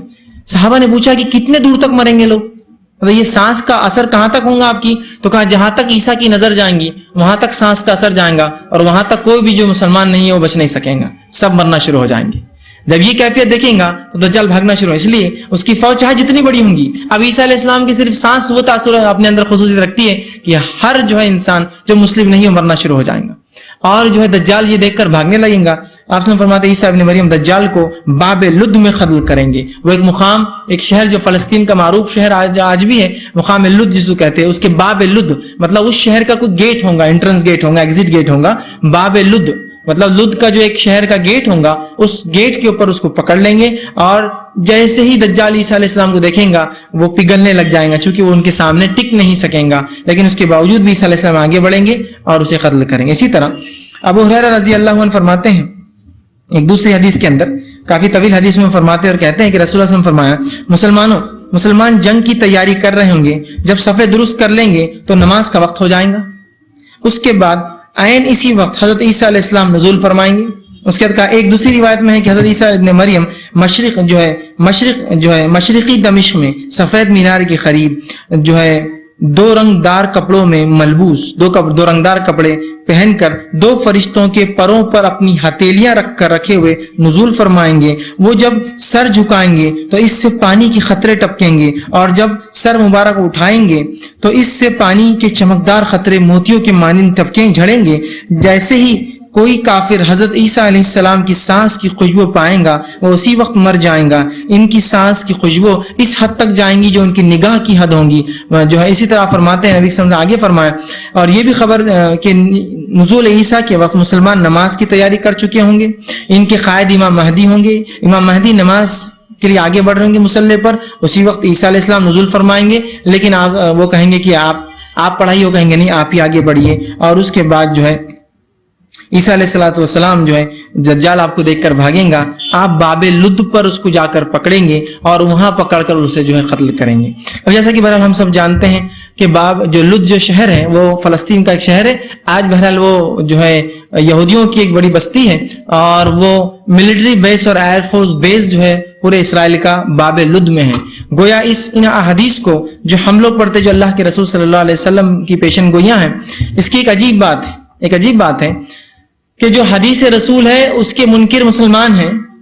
بہت سی بات دیکھا جاتا ہے حدیث رسولوں کے منکر ہم ہیں، ہو سکتا ہے اس میں یہودیوں کی چال بازیاں، ہو سکتا ہے ہماری غفلتیں ہوں، ہر بار ضروری کوئی چال بازی چلے ہمارے خلاف، ہماری غفلتیں بھی ہوں، لیکن یہ تعجب کی بات ہے کہ یہودی ان حدیثوں کو ہم سے زیادہ اچھے سمجھتے ہیں اور ہم سے زیادہ اچھا عمل کرتے ہیں اس پر، اس لیے کہ وہ اللہ کے رسول صلی اللہ علیہ وسلم کو ویسے ہی پہچانتے ہیں، کما یعرفون ابناءکم، جیسے کہ اپنے اولاد اپنے بیٹوں کو پہچانتے ہیں، کہ اللہ کے رسول صلی اللہ علیہ وسلم کو یہودیوں نے بالکل ہبہو ایسا ہی پہچانا تھا جیسا کوئی انسان اپنے بیٹے کو، اگر کسی کا بیٹا ایک ہزاروں لاکھ کے مجمع بھی ہے تو بولتا ہے یہ میرا بیٹا ہے، پہچان لیتا ہے، ویسا تعارف تھا اللہ کے رسول کا ان کے پاس، لیکن اس کے بعد بھی انکار کیا، تو جانتے اس نبی کی بات حق ہے، تو اس بات کو سمجھتے بھی ہے، انکار کیا اپنے حسد کی بنیاد پر۔ حسد بہت بری چیز ہے، یاد رکھیے، صرف حسد کی بنیاد پر کہ نبی ہم میں کیوں نہیں آیا، یہ بنی اسرائیل میں نہیں آ کے اسماعیل میں کیوں آ گیا بنی، سمجھ رہے ہیں بات کا مطلب، یہودیوں میں نہ آ کے عربوں میں کیوں آیا، یہ ضد پہ صرف ایمان چھوڑ دیا۔ بہرحال تو آپ صلی اللہ علیہ وسلم مقام لطف پر تو یہودی بہرحال ہر انسان جو ہے ان کے عقائد کے اعتبار سے اپنے اپنے اعمال کرتا ہے، چونکہ ان کے نزدیک بھی ایک تصور ہے مسیح آنے کا، انشاءاللہ آخر میں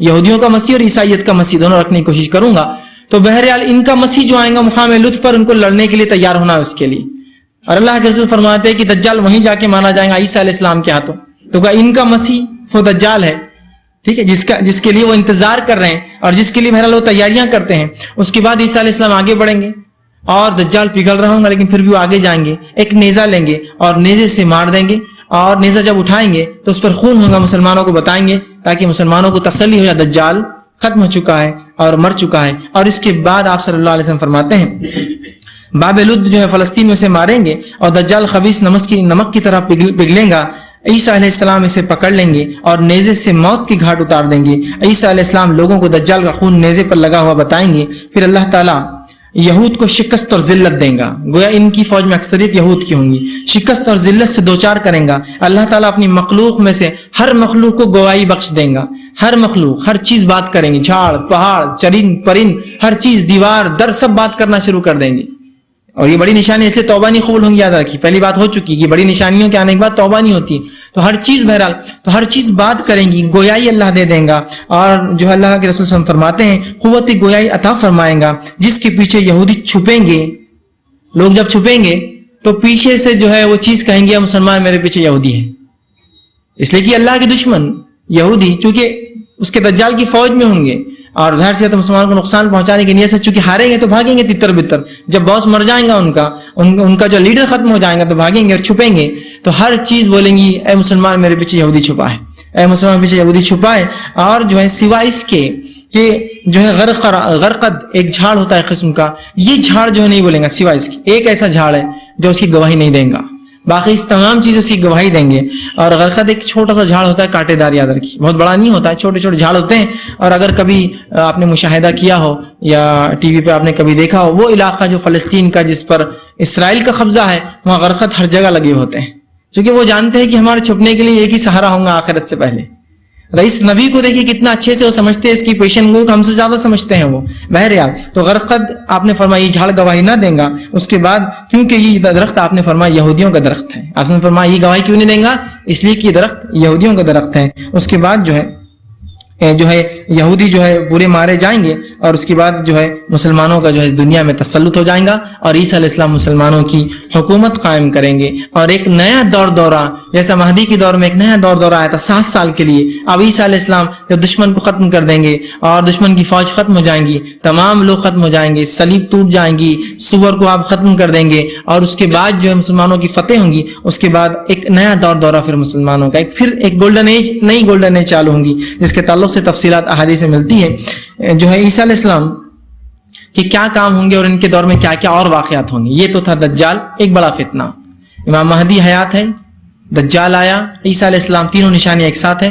عیسیٰ علیہ السلام نے دجال کو قتل کیا. اب امام مہدی کے تعلق سے باتیں روایتوں میں نہیں آتی. اب عیسیٰ علیہ السلام کے تذکرے, ان کی حکمرانی, ان کی حکومت اور ان کے زندگی کتنی جئیں گے اور کیا کریں گے اس کا وقت آتا ہے. اور آپ صلی اللہ علیہ وسلم نے فرمایا, بہت تفصیلی روایتیں ہیں. آپ نے فرمایا, ابو ہریرہ رضی اللہ عنہ حدیث کے راوی ہے, صحیح بخاری کی حدیث ہے, آپ نے فرمایا, اس ذات کی قسم جس کے ہاتھ میں میری جان ہے, قریب ہے کہ تمہارے درمیان عیسیٰ ابن مریم عادل حکمراں بن کے نزول فرمائیں گے. وہ صلیب کو توڑ دیں گے, خنزیر کو قتل کر دیں گے, جزیہ ختم کر دیں گے اور کسی کافر سے جزیہ قبول, مطلب کافر بچیں گے ہی نہیں. تو یہ کارنامے آپ کے ہوں گے. دجال کو مارنے کے بعد صلیب کا توڑنا, مطلب عیسائیت کو بتا دیں گے کہ میں تم نے جو سوچا اللہ کا بیٹا اور اس خدا یا تین میں سے کوئی ایک نہیں ہوں, اور صلیب کو توڑنا یہ اس کی علامت ہوں گی. اور اس کے بعد خنزیر کو قتل کریں گے اور جزیہ ختم ہو جائے گا. ایک ہی چیز باقی ہوں گی لوگوں کے پاس, اسلام یا پھر جو ہے معاملہ جو ہے جنگ. اس کے علاوہ تو جزیہ ختم ہو جائے گا. اسی طرح جو ہے مسیح دجال کو قتل کریں گے, یہ آپ کا ایک کارنامہ ہوگا. اسی طرح مسند احمد کی ایک روایت ہے, اس میں آتا ہے, ابو ہریرہ رضی اللہ عنہ حدیث کے راوی وہ کہتے اور فرماتے ہیں, تمام انبیاء, آپ صلی اللہ علیہ وسلم فرمایا, تمام انبیاء جو ہے اللہتی بھائی ہوتے ہیں. اللہتی بھائی مطلب یہ کہ باپ شریک بھائی, ماں الگ ہو اور باپ ایک ہو, اس کو بولتے ہیں اللہتی بھائی. بھائیوں کی قسم ہوتی ہے, اللہتی اور اخیاتی, 2 قسم کے بھائی ہوتے ہیں. ایک حقیقی بھائی ہوتا ہے, مطلب ایک ماں اور ایک باپ سے جو بچے پیدا ہوتے ہیں, اور ایک ہوتا ہے بھائی اللہتی, مطلب باپ ایک ہوتا ہے, ماں ایک سے زیادہ ہوتی ہے. اور ایک ہوتا ہے اخیاتی, کہ جس میں جو ہے باپ الگ ہوتا ہے, ماں ایک ہوتی ہے. ایک بیوی نے کسی سے نکاح, ایک عورت نے نکاح کیا, اس کی طلاق کیا, اس کا شوہر مر جائے, دوسرے سے نکاح کرتی ہے, تو یہ بیٹے جو لاتی ہے اس کے بھی بیٹے ہوتے ہیں, لیکن وہ اخیاتی ہوتے ہیں. اور اگر باپ ایک ہو تو اللہتی ہوتے ہیں, اور نہ دونوں برابر تو اس کو ہوتے ہیں حقیقی بہن بھائی ہوتے ہیں. بہرحال تو آپ نے فرمایا ہم انبیاء اللہتی جو ہے بھائی ہوتے ہیں, مطلب ہمارا باپ ہے کہ مائیں الگ ہوتی ہے ہماری, مطلب مثال دینے کے لیے, سمجھانے کے لیے. ان کی مائیں الگ الگ ہیں مگر سب کا دین ایک ہے. پھر فرمایا, میں عیسیٰ ابن مریم سے سب سے زیادہ قریب ہوں کیونکہ میرے اور ان کے درمیان کوئی نبی نہیں. سیکنڈ لاسٹ میں نے اسی لیے کہا تھا, عیسیٰ علیہ السلام سب سے قریب آپ فرماتے میں ہوں, اس لیے کہ میرے اور عیسیٰ کے درمیان کوئی نبی نہیں ہے. وہ بلا شبہ نازل ہوں گے, جب انہیں دیکھو تو پہچان لینا.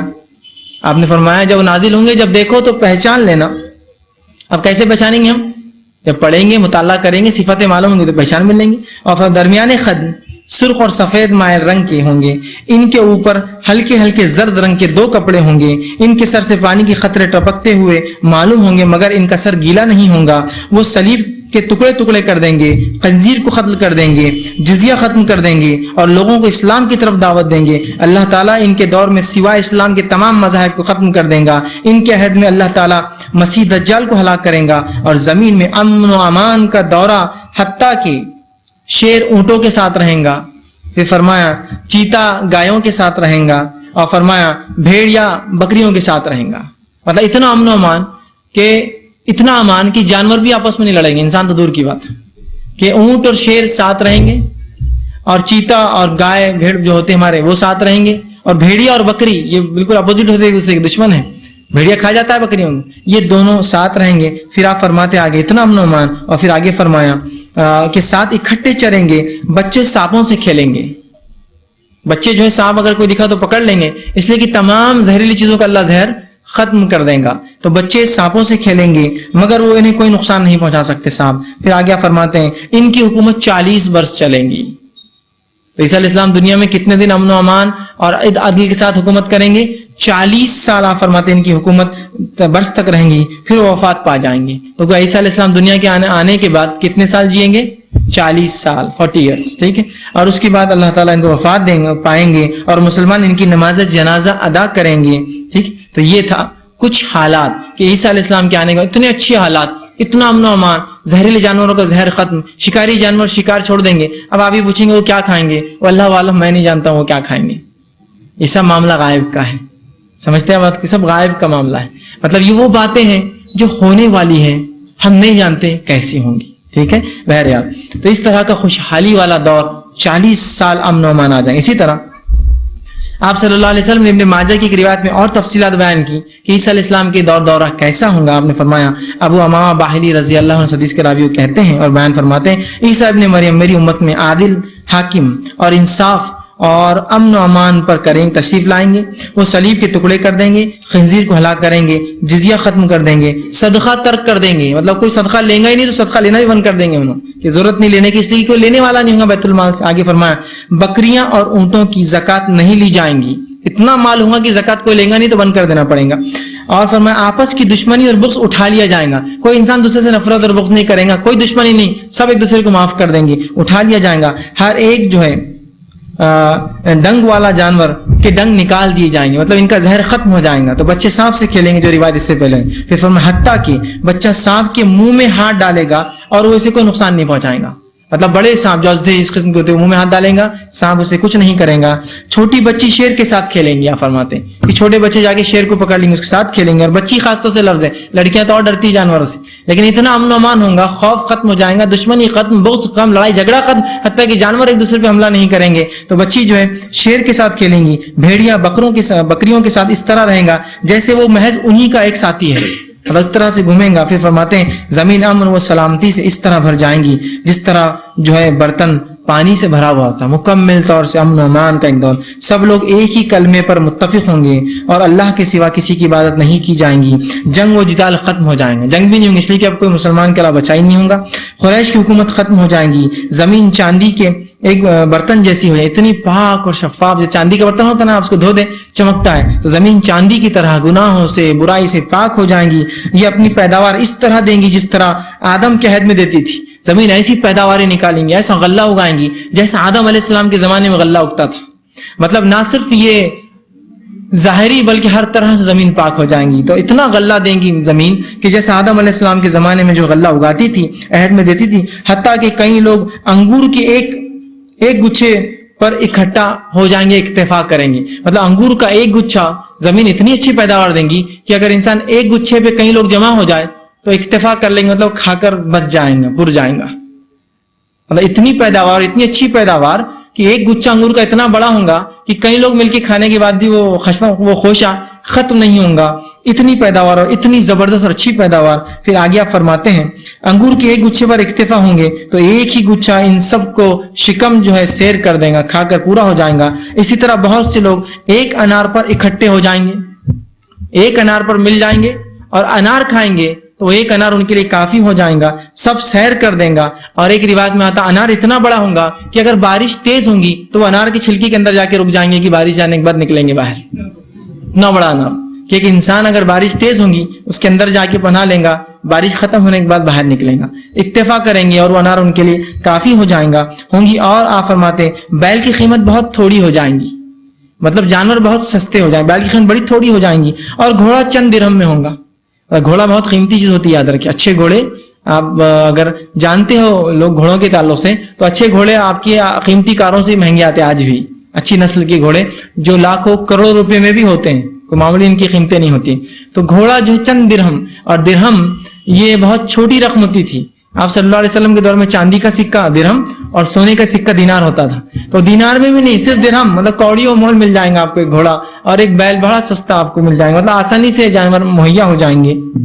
ٹھیک ہے. اور آپس میں بغض ختم کر دیا جائے گا, حسد اور کینہ دلوں سے مٹا دیا جائے گا. ٹھیک ہے. تو یہ کچھ حالات تھے جو عیسیٰ علیہ الصلوۃ والسلام جب ایک سچے حکمراں, جب عادل حکمراں اور اللہ اور اس کے رسول کی جو تعلیمات. اچھا ایک بات یہاں یاد رکھیے, بہت سے لوگ یہ سوال کرتے ہیں عیسیٰ علیہ السلام جب آئیں گے تو وہ جو ہے کیا نئی شریعت لائیں گے؟ تو یاد رکھیے عیسیٰ علیہ الصلوۃ والسلام جب دنیا میں آئیں گے کوئی نئی شریعت نہیں لائیں گے, وہ شریعت محمدی پر ہی اس کو ہی جاری رکھیں گے اور اسی پر جو یاد رکھیے عمل کریں گے. اور یہ اس امت کا فضل ہے, اس کی فضیلت ہے کہ بڑے بڑے انبیاؤں نے یہ دعا کی تھی کہ اللہ اس امت میں ہم کو شامل کرنا. بہرحال لیکن اس میں سے علماء لکھتے ہیں عیسیٰ علیہ السلام کی دعا اللہ نے قبول کی تھی, جو تب بھی رہے, اپنے دور کے نبی بھی رہے, اور اس امت کے آپ صلی اللہ علیہ وسلم کے امتی ہونے کا شرف بھی آپ کو ملے گا. یہ ایک نبی. اسی طرح ایک روایت آتی ہے کہ دانیال علیہ السلام نے اللہ سے دعا کی تھی کہ مجھے اس امت کا شرف بخشے. لیکن ظاہر سے ان کا زمانہ دور تھا, تو ایک دعا کی تھی, اللہ کم از کم امت مسلمہ مجھے دفنائے اگر مر جاؤں تو. ایک واقعہ آتا ہے بہرحال تاریخ عمر ابن خطاب رضی اللہ عنہ کے دور میں, جب مسلمانوں نے ایران پر حملہ کیا تو ایران پر ایک جو ہے خبر ملی, کھدائی کے دوران خبر ملی. خبر میں سے ایک انسان نکلا جو مکمل جسم کے ساتھ تھا, بالکل صحیح سلامت. جب نکلی تو آپ بتایا گیا, اور اس کے پاس ایک تختی تھی, اس میں لکھا تھا یہ بنی اسرائیل کے نبی دانیال کی خبر ہے. اس لیے کہ بنی اسرائیل کے نبی دانیال کے تعلق سے تاریخی واقعہ ہے. بائبل کے مطابق آپ بابل شہر میں تھے, مطلب آپ جو بنی اسرائیل کو بختہ نظر پکڑ کے لایا تھا اور غلام بنا کر جو ہے بابل میں رکھا تھا, تب یہ نبی بن کر بابل میں بھیجے گئے تھے. وہیں نکلی تھی, لکھا تھا یہ اللہ کے رسول دانیال کی قبر ہے, ان کو دفنایا گیا تھا وہاں. اس کے بعد جو ہے جب عمر ابن خطاب رضی اللہ عنہ کو بتایا گیا, آپ نے کہا ٹھیک ہے, رات میں جو ہے 13 خبریں کھودو, کیونکہ آپ جانتے تھے یہ امت کیا کرنے والی بعد میں. کہا 13 خبریں کھودو اور چھپکے سے ایک میں ڈال دینا لے جا کر, سمجھے. تو دانیال علیہ السلام نے, بہرحال یہ بات حدیث کی نہیں تھی, یہ ایک تاریخی روایت جو علامہ ابن کثیر لکھتے ہیں کہ انہوں نے بھی دعا کی تھی.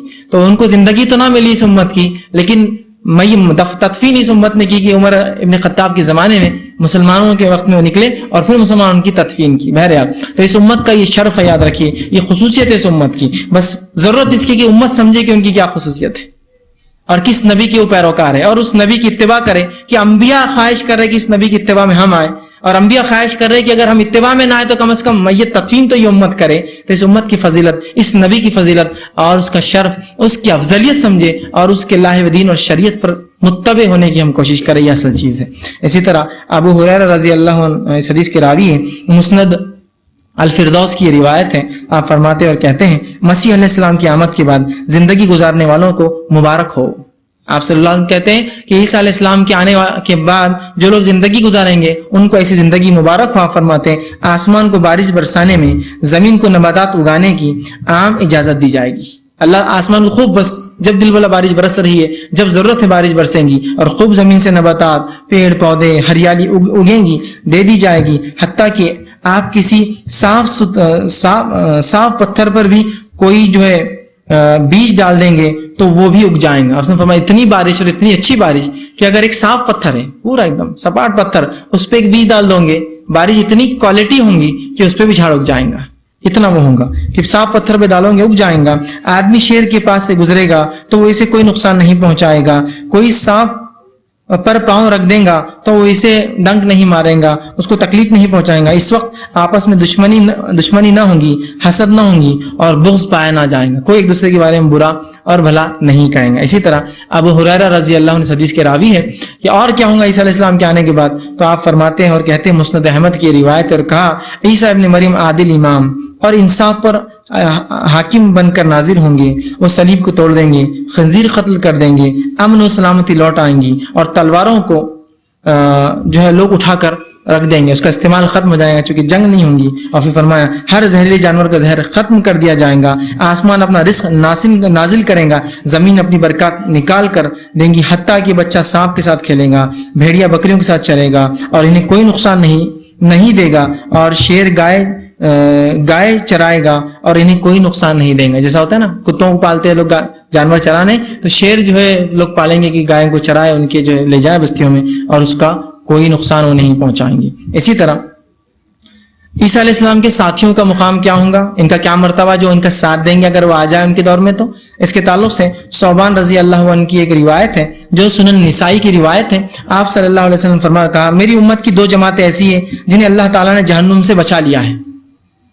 میری امت کی 2 جماعتیں ایسی ہیں جس کو اللہ تعالیٰ نے جہنم سے بچا لیا ہے. ایک وہ جماعت پر حملہ کریں گی, اور فرمایا دوسری وہ جماعت جو عیسیٰ کے ساتھ ہوں گی. یہ 2 جماعتوں کے تعلق سے فرمایا ایسی ہوں گی جن کو اللہ رب العزت نے جہنم سے نجات دی ہے. ایک وہ جماعت حملہ کرے گی, مطلب ایک حملہ ایران بھی ہوگا, قسطنطنیہ پر بھی ہوگا, شام پر بھی ہوگا, اور ایک وہ جماعت جو ہے عیسیٰ علیہ السلام کے ساتھ ہوں گی. یہ 2 جماعتوں کو اللہ رب العزت جو ہے جہنم سے نجات دیں گا. یہ عیسیٰ علیہ السلام کے ساتھ دینے والوں کی فضیلتیں ہیں, یاد رکھیے. اسی طرح آپ صلی اللہ علیہ وسلم نے صحابہ سے کہا کہ اگر تمہارے دور میں عیسیٰ آ جائے یا میرے دور میں آئے, میں اللہ سے امید کرتا ہوں کہ اللہ اگر مجھے لمبی عمر دے اور عیسیٰ میرے دور میں آئے تو میں انہیں سلام کروں گا. اگر میرے دور میں نہ آئے اور میں چلا جاؤں اور تمہارے دور میں, مطلب صحابہ اس کے بعد کے دور میں آئے, تو میرا سلام عیسیٰ تک پہنچا دینا. حدیث کے الفاظ اس طرح سے آپ صلی اللہ علیہ وسلم فرماتے ہیں، مسند احمد کی روایت ہے، ان قریب عیسیٰ ابن مریم انصاف پرور حاکم اور عادل امام بن کر تشریف لائیں گے، وہ خنزیر کو قتل کر دیں گے، صلیب کو توڑ دیں گے، اور اس وقت دعوت صرف ایک ہی ہوں گی، لا الہ الا اللہ کے اسلام کی۔ تم رسول اللہ صلی اللہ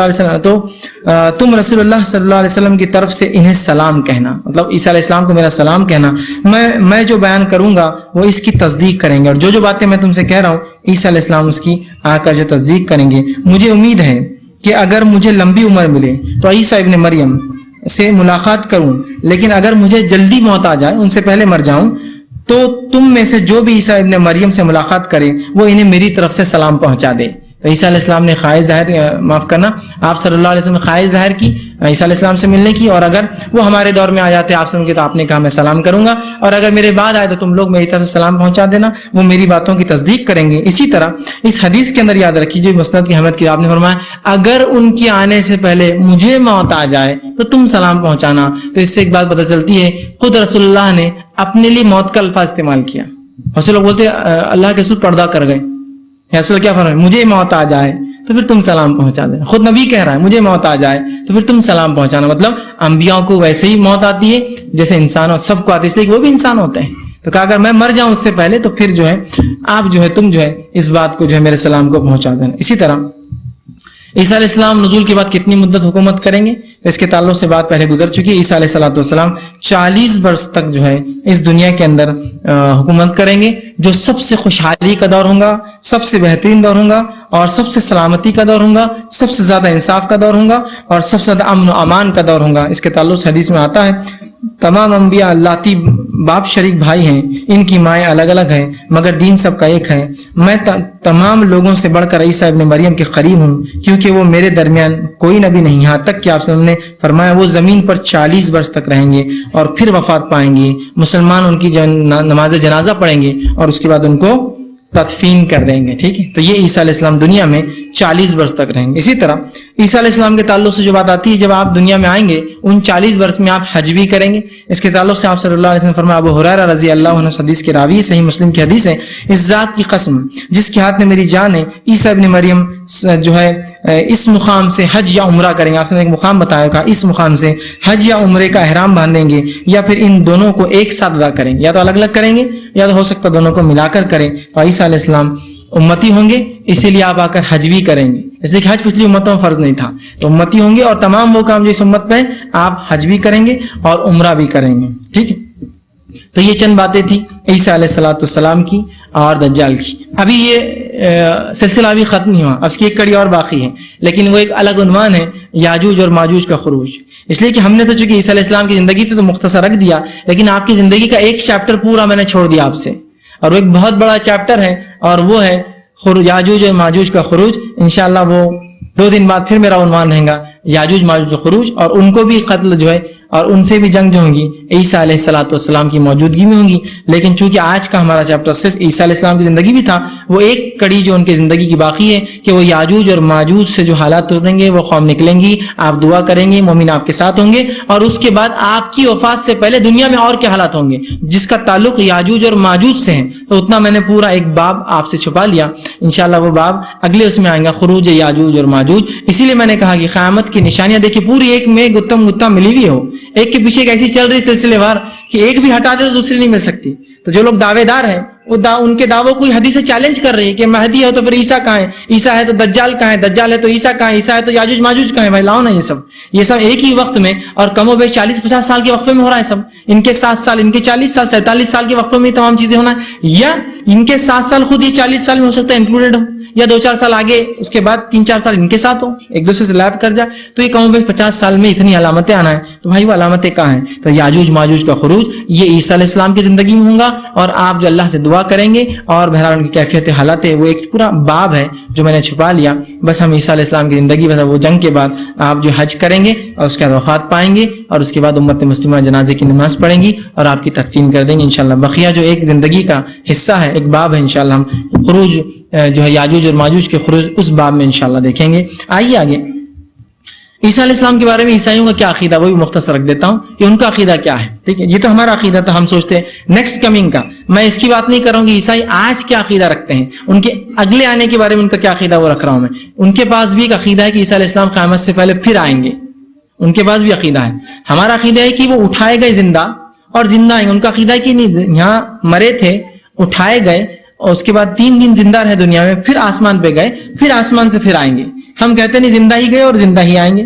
ٹھیک ہے, تو بہرحال نزول عیسیٰ کے بارے میں جو عیسائیوں کا عقیدہ ہے وہ یہ ہے کہ اہل کتاب جو ہے ان کے اندر 2 مسیحوں کا تصور ہے. ان کے پاس 2 مسیح آئیں گے تصور ہے. ایک مسیح, میں اہل کتاب میں سے بالخصوص عیسائیوں کی بات کر رہا ہوں, یہودیوں کا نہیں, ان کا میں الگ سے رکھتا ہوں. عیسائیوں میں عقیدہ ہے کہ 2 مسیح آئیں گے. ایک مسیح عیسیٰ ابن مریم, دوسرا مسیحی دجال. یہ دونوں کا عقیدہ رکھتا ہے. یہ عقیدہ رکھتا ہے کہ عیسیٰ حق ہے, دجال شر اور باطل اور آزمائش ہوں گی. ان کے پاس بھی یہی عقیدہ ہے.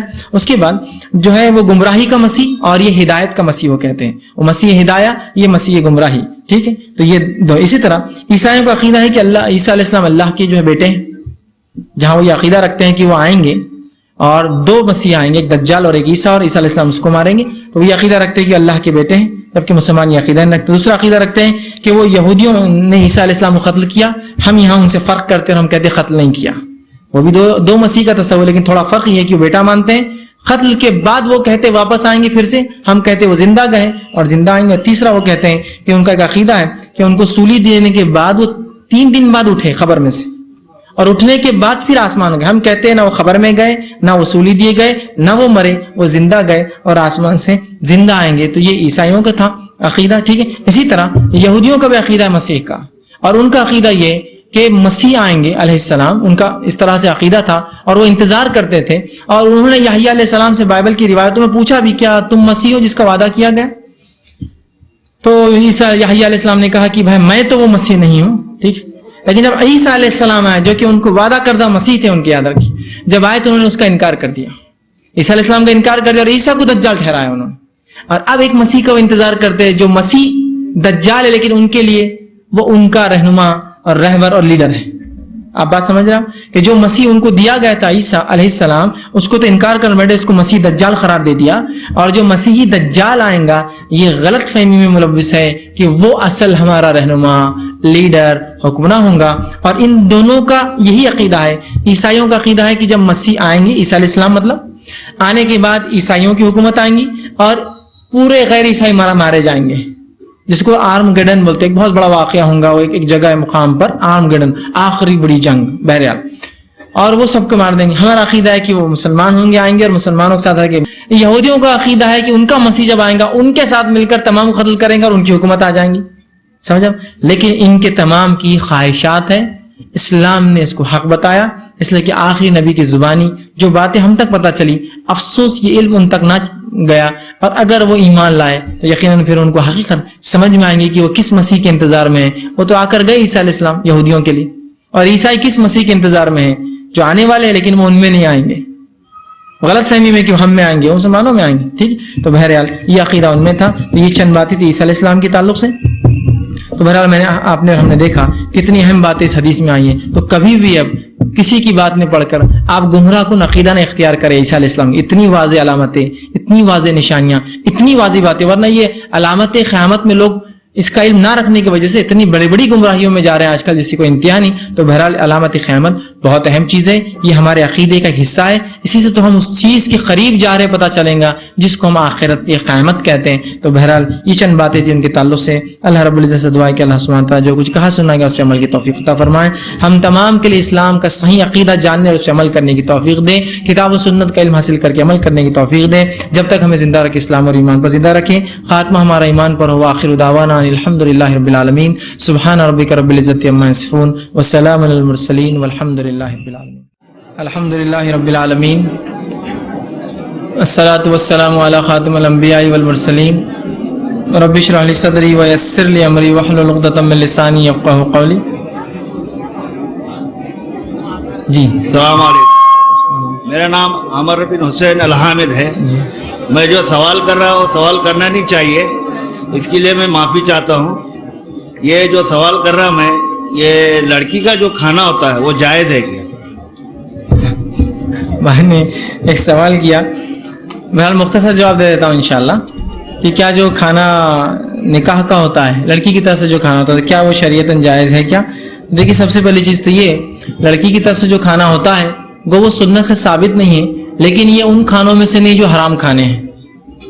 دونوں باتیں با ایک وقت ہے. یہ وہ کھانا نہیں ہے جس کو حرام شریعت نے کہا، اور یہ وہ کھانا بھی نہیں لیکن جو سنت ہے. لیکن کوئی شخص خوشی میں اگر کچھ کر دے تو اس معاملے میں شریعت نے اس کو اختیار دیا ہے. جیسا کسی کا بچہ پاس ہو جائے وہ کھانا کرتا ہے، کوئی بچہ روزہ رکھے تو والدین کھانا کھلاتے ہیں لوگوں کو بلا کے کہ روزہ رکھا ہی بولتے ہیں، بچے کو ترغیب ملے.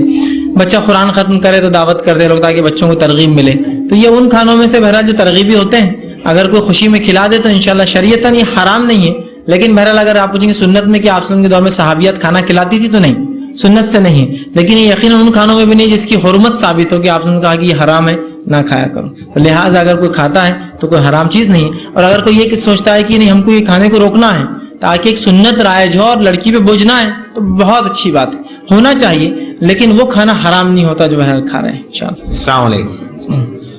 فیض بھائی یہ جو عیسیٰ علیہ السلام آئیں گے اور جو خنزیر کو ذبح کریں گے اور جزیہ جو معاف کریں گے تو کس ضمن میں ہوگا کہ وہ جزیہ ہم جو پہلے لے چکے وہ واپس کرنا پڑے گا یا اس کے بعد نہیں لیا جائے گا؟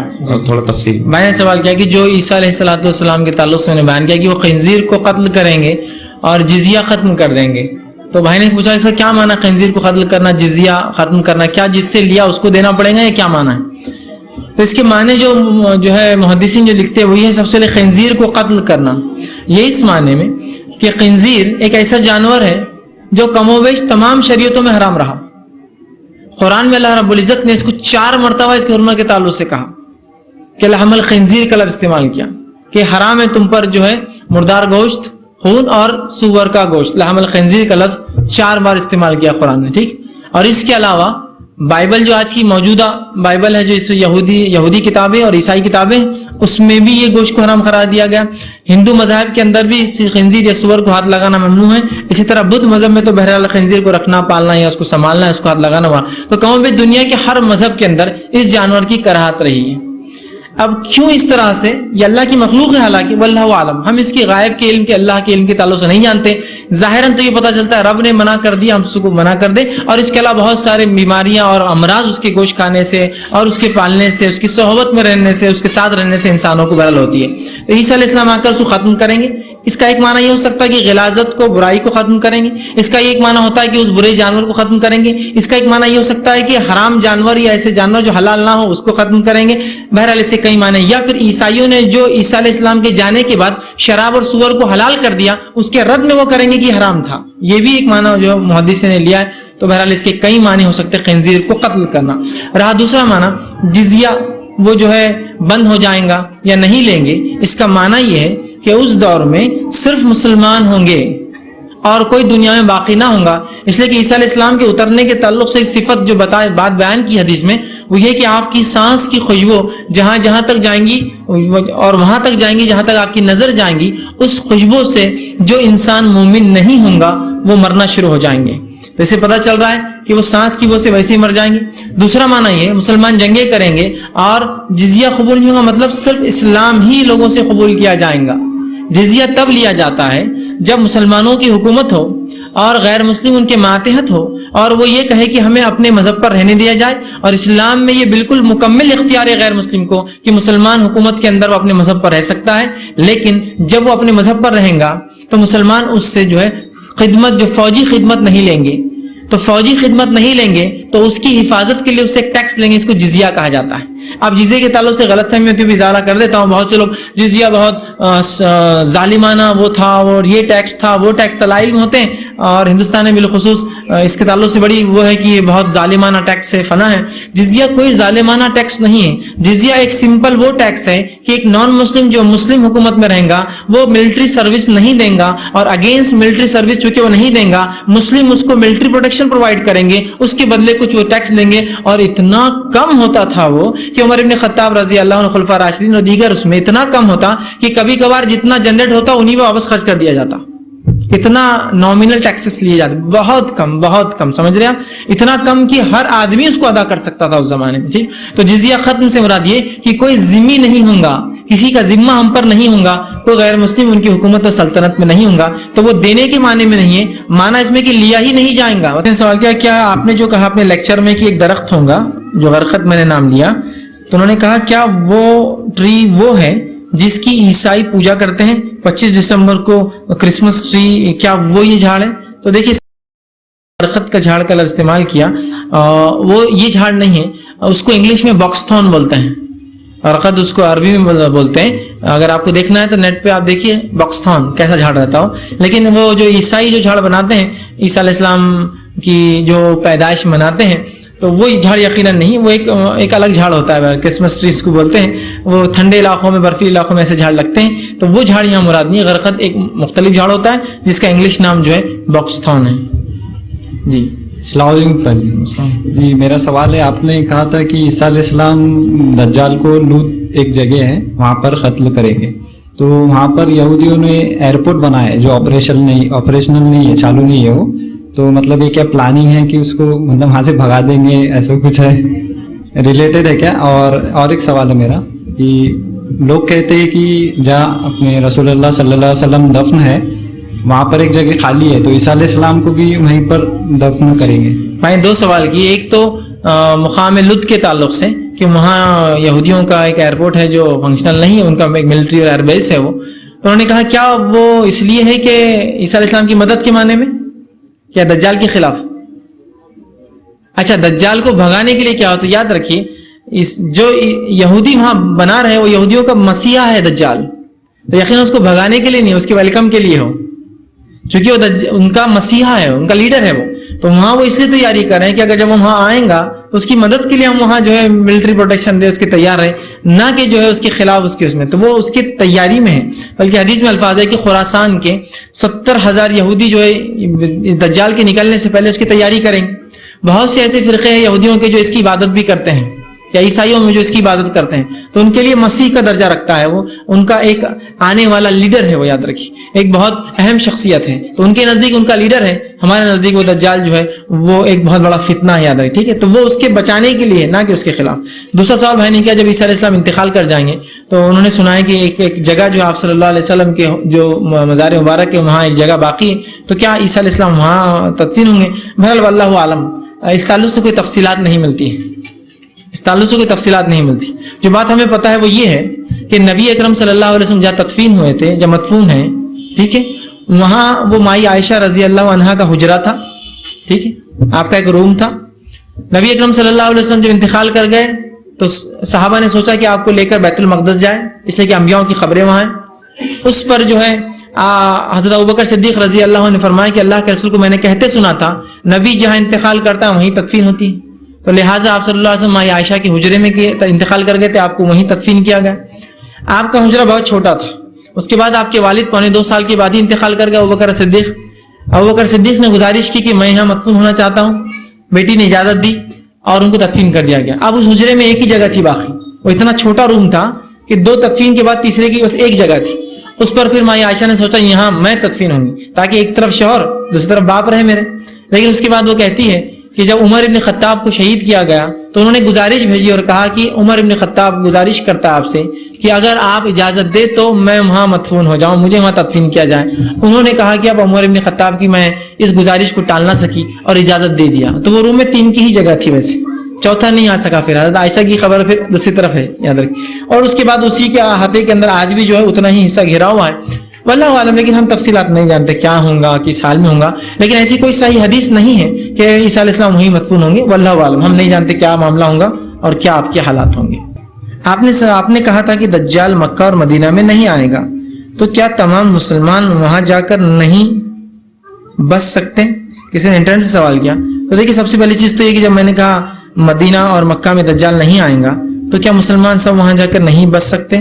تو دیکھیے اس معاملے میں کوئی جا کر بسنا چاہے بچنے کے لیے تو جا کر ضرور بسے, لیکن سب مسلمان کیسے وہاں بچ سکتے ہیں؟ یہ پاسبل نہیں ہے اور ممکن بھی نہیں ہے نا. حدیث میں ہے نا مختلف شہر ہوں گے, آپ صلی اللہ علیہ وسلم کے دور میں خود صحابہ مختلف علاقوں میں رہیں, تو یہ ممکن نہیں. لیکن اگر کچھ لوگوں کو لگتا ہے کہ ہم دجال سے پناہ لینا چاہتے ہیں اور ایک اچھا شہر ہے اور اگر وہاں جا کر رہنے کی سہولت ہو تو میں کہوں بہت اچھی بات ہے, جائیے اس شہر میں رہیے, وہ طیب ہے, اس میں نہ دجال داخل ہوں گا, نہ اس میں وبا آتی ہے, تو آپ بالکل جا کے رہیے, وہ آپ کی چوائس ہے. لیکن یہ تو امکان نہیں اور ممکن نہیں پوری انسانیت جا کے وہاں بس جائے, ورنہ اور وہ ظاہر سی بات ہے فزیکل اعتبار سے شہر ظاہر سی بات ہے زمینی علاقے اتنے چھوٹے ہیں کہ پوری انسانیت بسنا ممکن بھی نہیں, اور نہ ہی اتنے جو ہے زراعت پذیر اور اتنا پانی ہے کہ وہاں انسانیت رہ سکے, تو یہ ممکن نہیں ہے. بہرحال لیکن جو جا سکتا ہے وہ جائے تاکہ وہ اپنی حفاظت کے لیے یہ کر سکتا ہے. جی السلام علیکم.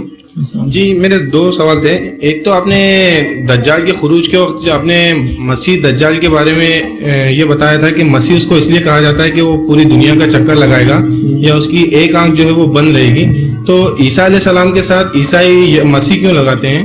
اور دوسرا میرا سوال یہ تھا کہ آپ نے قیامت کی نشانیوں میں ایک نشانی یہ بھی بتائی تھی کہ کچھ لوگ آئیں گے اور کعبہ ڈھا دیں گے, تو پھر عیسیٰ علیہ السلام جو حج اور عمرے کے لیے جائیں گے تو وہ کہاں جائیں گے؟ میں دو سوال کیے. ایک تو دونوں کو مسیح کیوں کہا جاتا ہے؟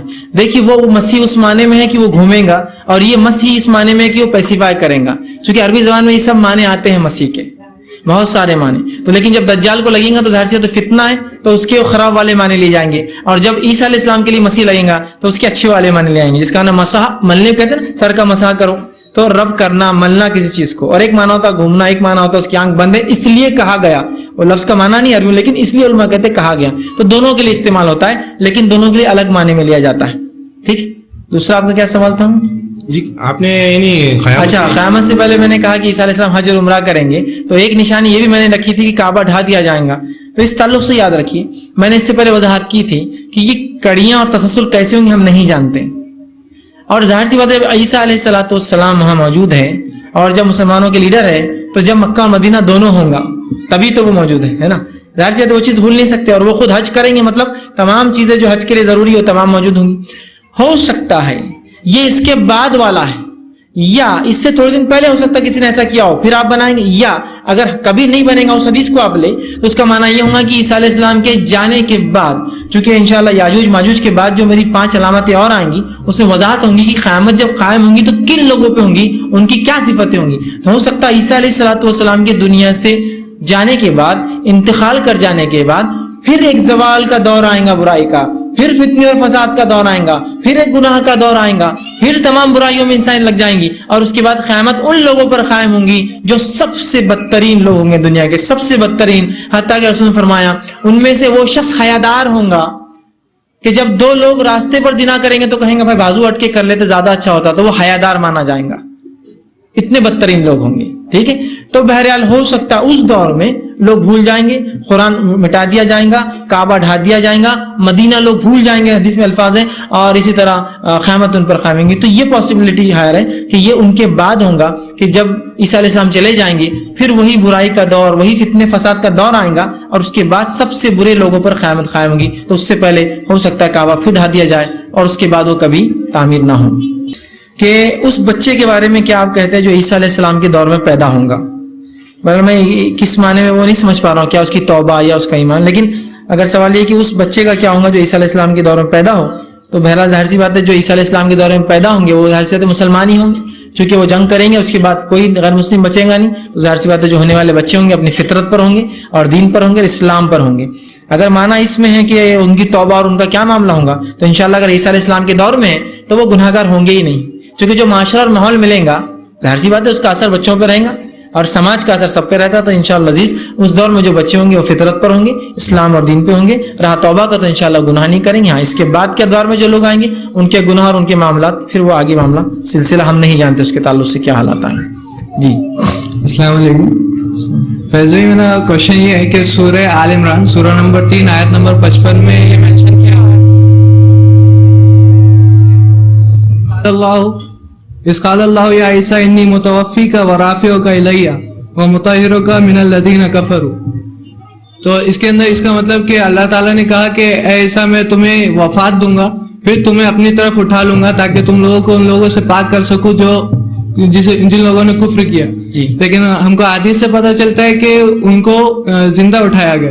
تو اس کے کلیریفیکیشن. میں ایک اچھا سوال کیا کہ سورہ آل عمران کی جو آیت نمبر 55 ہے اس میں جو ہے کہ عیسیٰ ہم تم کو وفات دیں گے اور اپنی طرف اٹھا لیں گے, جبکہ حدیث میں تو ہے کہ آپ کی وفات میں زندہ اٹھائے گئے.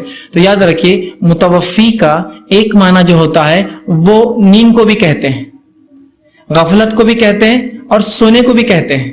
اسی لیے آپ صلی اللہ علیہ وسلم حدیث میں فرمایا کہ جو ہے نیند جو ہے وہ موت کی بہن ہے. نیند جو ہے موت کی بہن ہے.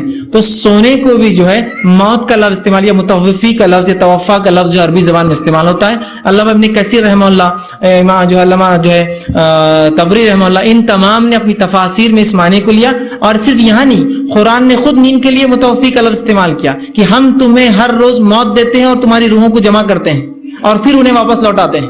تو یہاں متوفی کا لفظ سونے کے لیے استعمال ہوا ہے کہ ہم سوتے جب تم ہو تو تمہاری روحوں کو لیتے ہیں اور جب تم جاگتے ہو تو واپس لوٹا دیتے ہیں. تو متوفی کا ایک معنی ہوتا ہے سونا. تو عیسیٰ علیہ السلام جب اٹھائے گئے تو ان کو پتہ نہیں تھا ان کے ساتھ کیا ہو رہا ہے. غفلت طاری ہوں گی یا نیند لگ گئی ہوں گی، اللہ نے سلا دیا اور اٹھا لیا.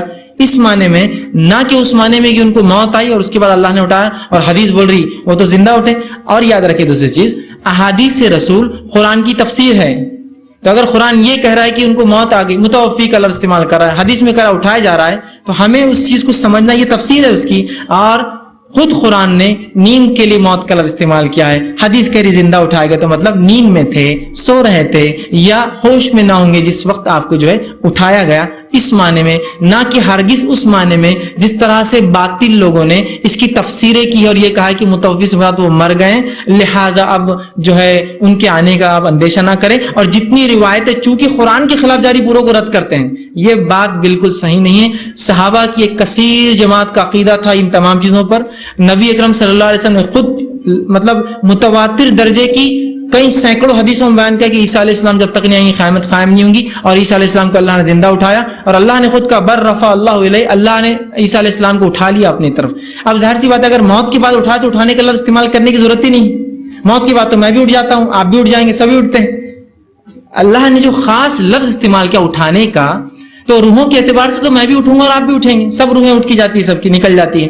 لیکن خاص جو لفظ استعمال کیا وہ جسمانی اعتبار سے مکمل طور سے آپ کو اٹھایا گیا. ٹھیک ہے، تو ان چیزوں کو ہم کو سمجھنا ہوگا اور ہرگز وہ تفسیر میں نہ جائے جو لوگ یہ کہتے ہیں کہ یہاں متوفی سے مراد موت ہے. اب ظاہر تو ایسی لگتا ہے ہو یا توفا متوفی، یہ تو موت کے معنی میں وفات پانا جس کو بولتے ہیں عربی زبان، تو یہ تو موت ہے. نہیں، یہاں موت سے مراد نیند کے معنی میں یہ لفظ دیا گیا. ٹھیک، اور احادیث رسول اسی کی دلالت کرتی ہے. صحابہ کا عقیدہ اسی پر تھا. عمر ابن خطاب کے کئی واقعات ہے جس میں آپ نے فرمایا تم اس چیز کا دھیان رکھنا کہیں ایسا نہ ہو کہ ہمارے بعد ایسے لوگ آئے جو دجال کے خروج کا انکار کریں، عیسیٰ کے نزول کا انکار کرے. اس معاملے میں احتیاط کرنا. لوگوں کو تاکید کرتے تھے کہ ایسا نہ ہو کہ تم بھول جاؤ ان چیزوں کو، یہ ہونے والا ہے. تو یہاں متوفی کا معنی جو ہے نیند کے معنی میں، نہ کہ موت کے معنی میں. اگر اس کی تفسیر دیکھنا ہے تو تفسیر ابن کثیر کا آپ جا کر اس میں تفصیلات دیکھیں، انشاءاللہ آپ کو پوری تفسیر اس متوفی لفظ کے بارے میں اور کنفیوژنز جو ہوتے ہیں وہ انشاءاللہ دور ہو جائیں گے.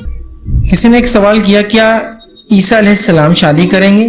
حدیث میں ان کی وڈ بی وائف کے بارے میں کیا آتا ہے، مطلب جو ان کی بیوی ہونے والی ہے اس کے بارے میں کیا آتا ہے؟ دیکھیے اس تعلق سے بہت تفصیلات تو نہیں ہیں، لیکن جو ایک بات میں نے پڑھی تھی وہ یہ تھی کہ عیسیٰ علیہ السلام آئیں گے، نکاح کریں گے، ان کو بچے بھی ہوں گے.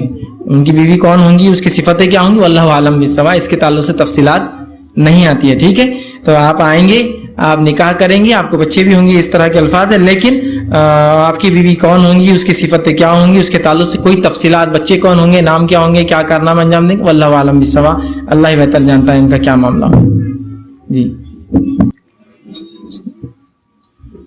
کسی نے ایک سوال کیا، آپ نے کہا کہ عیسیٰ علیہ السلام سانس کے وجہ سے، ان کی سانس کی وجہ سے کافر مر جائیں گے، اور آپ نے یہ بھی کہا کہ کیکٹس کے پیچھے مشرک چھپے گا، تو کیا وہ نہیں مرے گا ان کی سانس کی وجہ سے؟ دیکھیے عیسیٰ علیہ السلام کی سانس سے جو لوگ مریں گے، ان کی سانس سے، وہ اتنے ہوں گے جو ان کی نظر کے سامنے ہو رہے، جتنی نظر جا رہی ہے. اور ایک آدمی کی نظر کتنے دور تک جا سکتی ہے؟ میکسیمم 1-2-3 کلومیٹر ہے نا، کہیں ہائٹ سے، ورنہ جنرل اس میں کہاں تک آپ دیکھ پائیں گے ایک کھلے میدان میں؟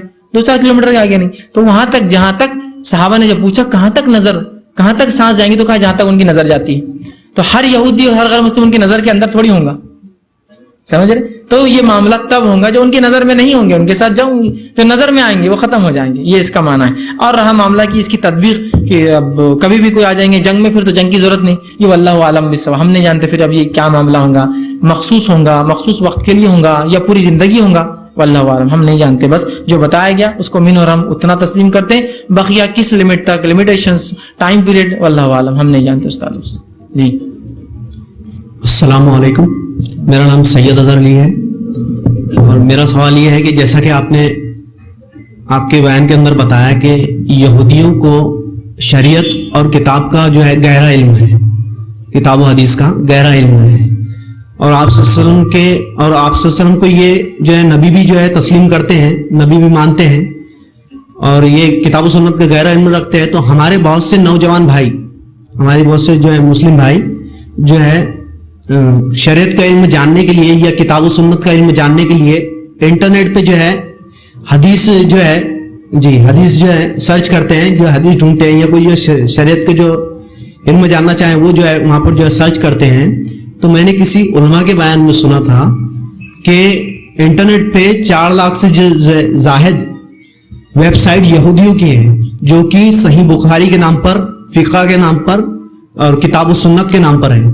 تو کیا اس حالت میں ہمیں انٹرنیٹ سرو کرنا چاہیے یا انٹرنیٹ پہ جو ہے ایسی چیزیں جو لینی چاہیے، بخاری ہو گئی یا جو مسلم شریعت؟ بھائی نے ایک سوال کیا کہ جیسا میں نے کہا یہودیوں کو جو ہے شریعت کا علم ہے، وہ جانتے ہیں نبی حق ہے لیکن انہوں نے انکار کیا، تو انٹرنیٹ کے ذریعے بہت سارا ہم ڈیٹا لیتے ہیں، صحیح بخاری، صحیح مسلم اور دیگر کتب فقہ، تو اس پہ انہوں نے کہا کہ 4 لاکھ سے زیادہ ایسی ویب سائٹس ہیں جو یہودیوں کی بنائی ہوئی ہے، تو اس معاملے میں ہم کیا کریں؟ دیکھیے سب سے پہلی چیز تو یہ، اور ویب سائٹس بھی کون بناتا ہے، کیا ہوتا ہے، ہم کو ظاہر تو پتہ نہیں چلتا ہے، یا اس کا عقیدہ کیا ہے۔ اکثر جو ویب سائٹس ہوتی ہے معروف ہوتی ہے، کچھ غیر معروف ہوتی ہے، تو پتہ چل جاتا ہے ان کے کیا مسائل ہیں، ٹھیک۔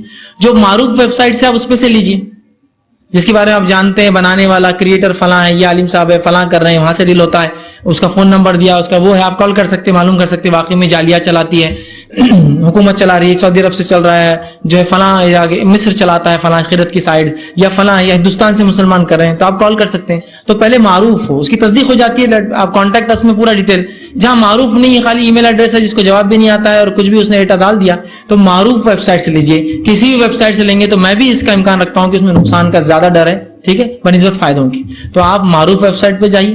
دوسرا، ہم سرے سے اس کا انکار نہیں کریں گے کہ وہاں ہر چیز غلط ہے، ایسا انکار کریں گے تو مشکل ہو جائیں گے ہمارے لیے۔ اور اگر کوئی علم کی بات ہے جو اگر ایسا شخص بھی ہمیں دے، تو یہود کیوں نہ ہو یا عیسائی کیوں نہ ہو، لیکن اگر وہ ہمارے فائدے کی ہے تو ہم استعمال کر سکتے ہیں اس کو، اگر ہمارے فائدے کی ہے تو ہم استعمال کر سکتے ہیں۔ اور مستشرقین اور یہودیوں نے اس میں محنت بھی بہت کی، ٹھیک ہے، ان میں بہت سارے لوگ اسلام کے خلاف کرتے ہیں لیکن بہت سے محنت بھی کرتے ہیں ایک علم کے طور پر۔ جیسے کہ اگر آپ جانتے ہیں کہ ایک معجم آتی، المعجم لفہرس لالفاظ الحدیث النبویہ، ایک معجم آتی ہے ڈکشنری جس کے اندر حدیث نبوی کا کوئی لفظ اگر آپ کو چاہیے، یہ لفظ کہاں آیا ہوں حدیث میں، تو وہ معجم ہوتی ہے، ڈکشنری ہوتی ہے۔ آپ کھولیے سا زبان، آپ نے دیکھا زبان تو وہ دیں گا بخاری میں یہاں باب میں فلاں فلاں، یہ پوری ڈکشنری جو AJ فینسنگ ایک جرمن یہود تھا اس نے لکھی ہوئی ہے، اور اپنے آپ میں شاہکار ہے وہ، ایسا زبردست اس نے کیٹلاگ کیا کہ آپ حدیث کی 9 کتابیں کتب 9 کو اس نے جمع کر دیا، جس میں کتب 6 بخاری مسلم اور سنن 4 کی 4 کتابیں، اور بزار حاکم اور مستدرک حاکم اور ایک، ایسے 6 7 9 کتابوں کو جمع کیا، مکمل فہرست آپ کو دیتا ہے۔ یہ حدیث میں لفظ زبان، گال، انگلی، 70 کا لفظ، 70,000 کا لفظ، 40 کا لفظ پورے اس نے جمع کر دیے، کہاں ہوتے، نافع علم ہے، بنانے والا یہودی ہے لیکن، ٹھیک ہے، لیکن نافع علم ہے، اس نے کوئی برائی سے نہیں کیا، اس نے ایک ریسرچ ورک کیا حدیث نبی پہ، اور بہرحال بہت سے علماء بھی اس کو ریفر، اس لیے کہ وہ ایک اپنے آپ میں شاہکار ہے، ویسا کسی نے بھی ورک نہیں کیا آج تک، سمجھ رہا۔ اسی طرح جو ہے قرت جو ہوتا ہے، قرت کے اوپر بہت سے مختلف کام ہوئے ہیں کہ قرتوں کے اقسام اور حروف کیا ہوتے تھے، بہرحال اس میں بہت سے ورک ہوئے، لیکن قرتیں جمع کسی نے بھی نہیں کیا، یاد رکھی۔ قرتوں کا جو ایک مجموعہ جو مصر کے ایک یہودی نے جمع کیا، 25 قرتیں جمع کی اس نے مکمل۔ حروف اور قرت دو الگ الگ چیزیں ہوتی ہے، حروف ہوتے جو قرآن الگ الگ الفاظ سے اترتا تھا، قرت پڑھنے کا طریقہ ہے، ہم لوگ حروف اور قرت ایک سمجھتے تھے، 7 حروف 7 قرت، حروف 7 تھے، قرتیں 7 سے زیادہ تھی، تو اس نے 25 قرتیں جمع کی، جس کے اندر سے 15 شاذ ہے، نماز میں نہیں پڑھ جائیں گی، 10 اس نے کہا یہ پڑھ سکتے صحیح ہے، تو اس نے جمع کیا۔ اور قرت پر اتنا بڑا مجموعہ کسی نے بھی جمع نہیں کیا آج تک، اتنا اچھے سے اس نے پوری قرتوں کو لا کر جمع کیا، جو مختلف روایات سے سند کے ساتھ جمع کیا۔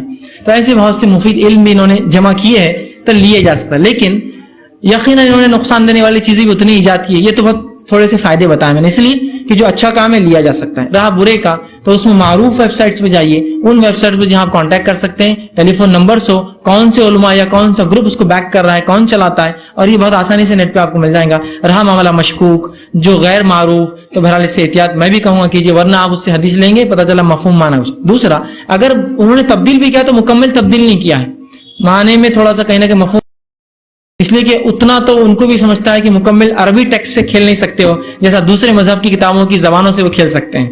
عبرانی زبان مکمل ختم ہونے آ گئی, سوریانی زبان تو موجود ہی نہیں جو عیسیٰ علیہ السلام بولتے تھے, جس کو ارامک یا سیرک جس کو بولتے ہیں, وہ تو موجود ہی نہیں آج. ہیبرو لینگویج جو ہے اسرائیل بہرحال پھر ڈیولپ کر رہا ہے آج بہرحال, تو ان کو تو وہ کہیں بھی گھما سکتے ہیں. الحمدللہ نے اس امت کو تو معاملہ یہ ہے کہ اگر وہ حدیث میں بھی کھیل کریں گے, کسی عالم کے پاس جائیں گے, وہ بہت بتا دیں گے گڑبڑ کیا اس نے. یہ الحمدللہ اللہ رب العزت کا اپنا طریقہ اس دین کی حفاظت کا قیامت تک رکھنے کا. بہرحال لیکن پھر بھی احتیاط بہرحال ایک عام آدمی کے لیے ضروری ہے, ورنہ وہ کہاں کہاں تک تصدیق کرے گا, ممکن ہے کہ پھنس جائے. تو بہرحال تصدیق ضروری کہ معروف اور اچھی اور مشہور ویب سائٹ سے بولے, اور غیر معروف اور جس پہ شک ہو بہرحال ان سے احتیاط کرے. کسی نے کہا کیا عیسیٰ علیہ السلام کے دور میں قرآن اٹھا لیا جائے گا, 40 سال کے بعد قیامت آ جائے گی اور پھر دنیا میں کوئی فتنہ اور برائی باقی نہ رہے گی اور قرآن نہ ہوگا تو لوگ پھر گناہ کریں گے. تو دیکھیے سب سے بڑی چیز, عیسیٰ علیہ السلام 40 سال حکومت کریں گے, ان کی حکومت میں قرآن رہیں گا نہیں رہیں گا واللہ عالم, لیکن جو دکھتا ہے ظاہر سے تو وہ رہیں گا. رہا ان کے جانے کے بعد ہو سکتا ہے قرآن اٹھا لیا جائے, وہ کعبے کے ڈھانے کا واقعہ بھی شاید ان کے جانے کے بعد ہو. تسلسل کی کڑیاں ہمیں نہیں معلوم یہ کیسے جڑیں گی. رہا معاملہ باقی آپ کا کہ جائیں گے پھر دنیا میں کیا ہوں گا انشاءاللہ, اس کے لیے جو 5واں لیکچر ہے میرا, یہ تیسرا تھا آج, خروج کے بعد جو 5واں ہے اس میں تفصیل آئیں گی کہ قیامت کیسے قائم ہوگی, اس وقت کون لوگ ہوں گے, کیا صفتیں ہوں گی اور ان کا کیا معاملہ ہوگا. السلام علیکم, میرا نام سید نوید. میرا سوال آپ سے ٹرینٹی کے متعلق ہے. عیسائیوں کا جو بلیف ہے ٹرینٹی, کیا آپ اس پر روشنی ڈالیں گے, اور اس میں جو ہولی گوسٹ کہا گیا ہے وہ کسے کہا جاتا ہے؟ میں نے ایک سوال کیا کہ عیسائیت میں جو عقیدہ تثلیث کا, ٹرینٹی کا, تو اس میں جو ہے وہ 3 کا وہ عقیدہ کیا ہے اور ہولی گوسٹ اس میں کیا ہوتا ہے. تو دیکھیے سب سے پہلی چیز کہ عیسائیت کا جو ٹرینٹی کا عقیدہ ہے یہ بہت سی مرتبہ ایک بہت بڑا فلسفہ ہے. یہ ایک ایسا فلسفہ ہے جو بہت سی بار یعنی کہ علماء بھی اس میں پزل ہو جاتے ہیں, پریشان ہو جاتے ہیں کہ یہ کیسا فلسفہ ہے. جہاں تک میں نے عیسائیت کا مطالعہ کیا اور میں نے کچھ کورسز بھی ان کے ڈپلوماز اور ان کے عالمیتی کورس ہوتے کیے ہیں, میں خود بھی پزل رہا اور میں ان سے پوچھتا بھی رہا کہ کیا ہے, اور وہ بھی پزل رہے ہمیشہ. عوام کی حد تک تو ٹھیک ہے, وہ بول دیتے ہیں ایسا نہیں ہے, لیکن جب ایک اونچے لیول پر بات ہوتی ہے ان سے تو تب وہ اقرار کرتے ہیں کہ یہ ایک معمہ ہے اپنے آپ میں. اب انہوں نے اس کو یہ کہہ دیا کہ ایک معجزہ ہے, تو سمجھ نہیں سکتے ہم. پہلے معمہ تھا, معجزہ ہے کہ نہیں سمجھ نہیں سکتے, وہ بس 3 ہے سمجھ لو, بس مان لو.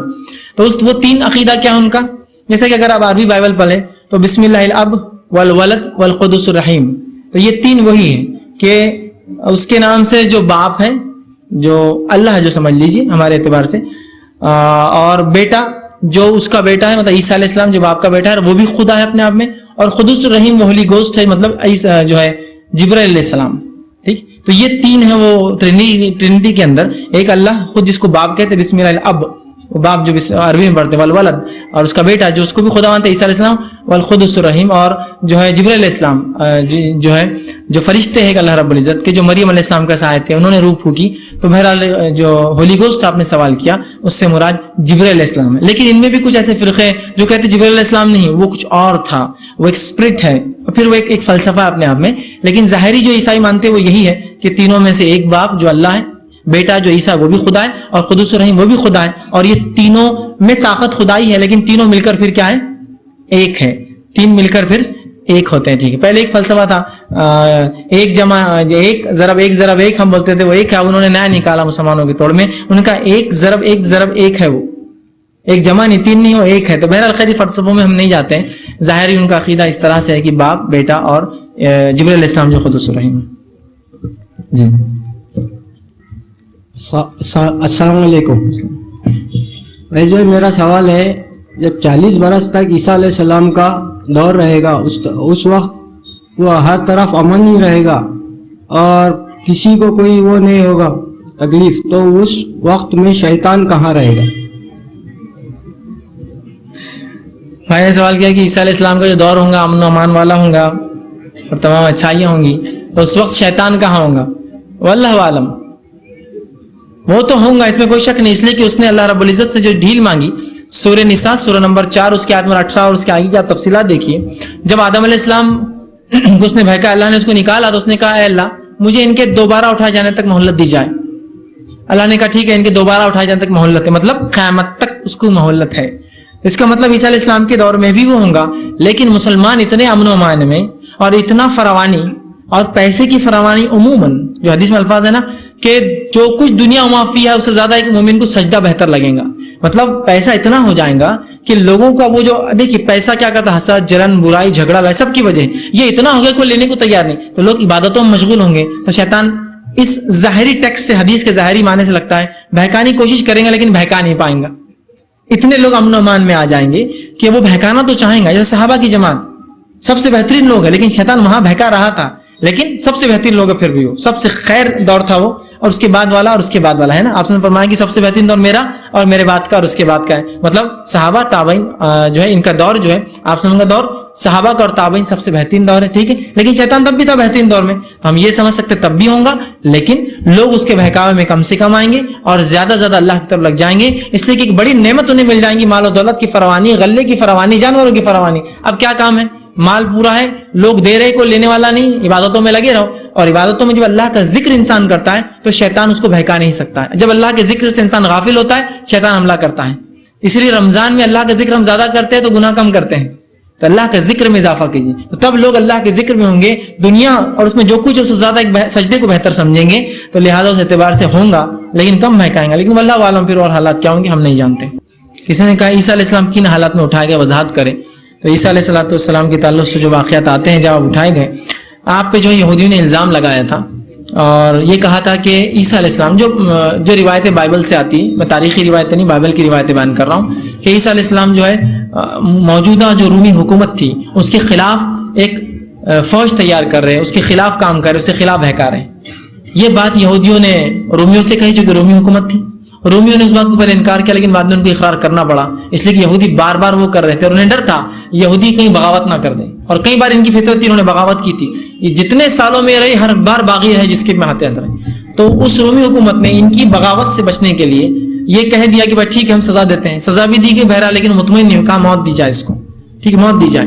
تو بہرحال اس کے بعد جو ہے اس رومیوں نے اجازت دے دی. اور یہودیوں کا جو طریقہ تھا, رومیوں کا بھی طریقہ تھا کہ وہ صلیب پر چڑھاتے ایسے انسان کو جو بغاوت کرے, تو لہٰذا ان کو سزا کے لیے وہ کیا گیا اللہ رب العزت نے. لیکن وہ چڑھنے سے پہلے کچھ علماء ہیں جو مسلمان بھی ہے, وہ کہتے ہیں وہ چڑھنے کے بعد اللہ نے, میں اس سب تھیریز میں نہیں مانتا ہوں, اللہ رب العزت کا وما قتل وما صلب, صلیب پہ گئی نہیں ہو, وما صلب, صلیب کا تعلق ہی نہیں ان کا اور قتل کا تعلق ہی نہیں.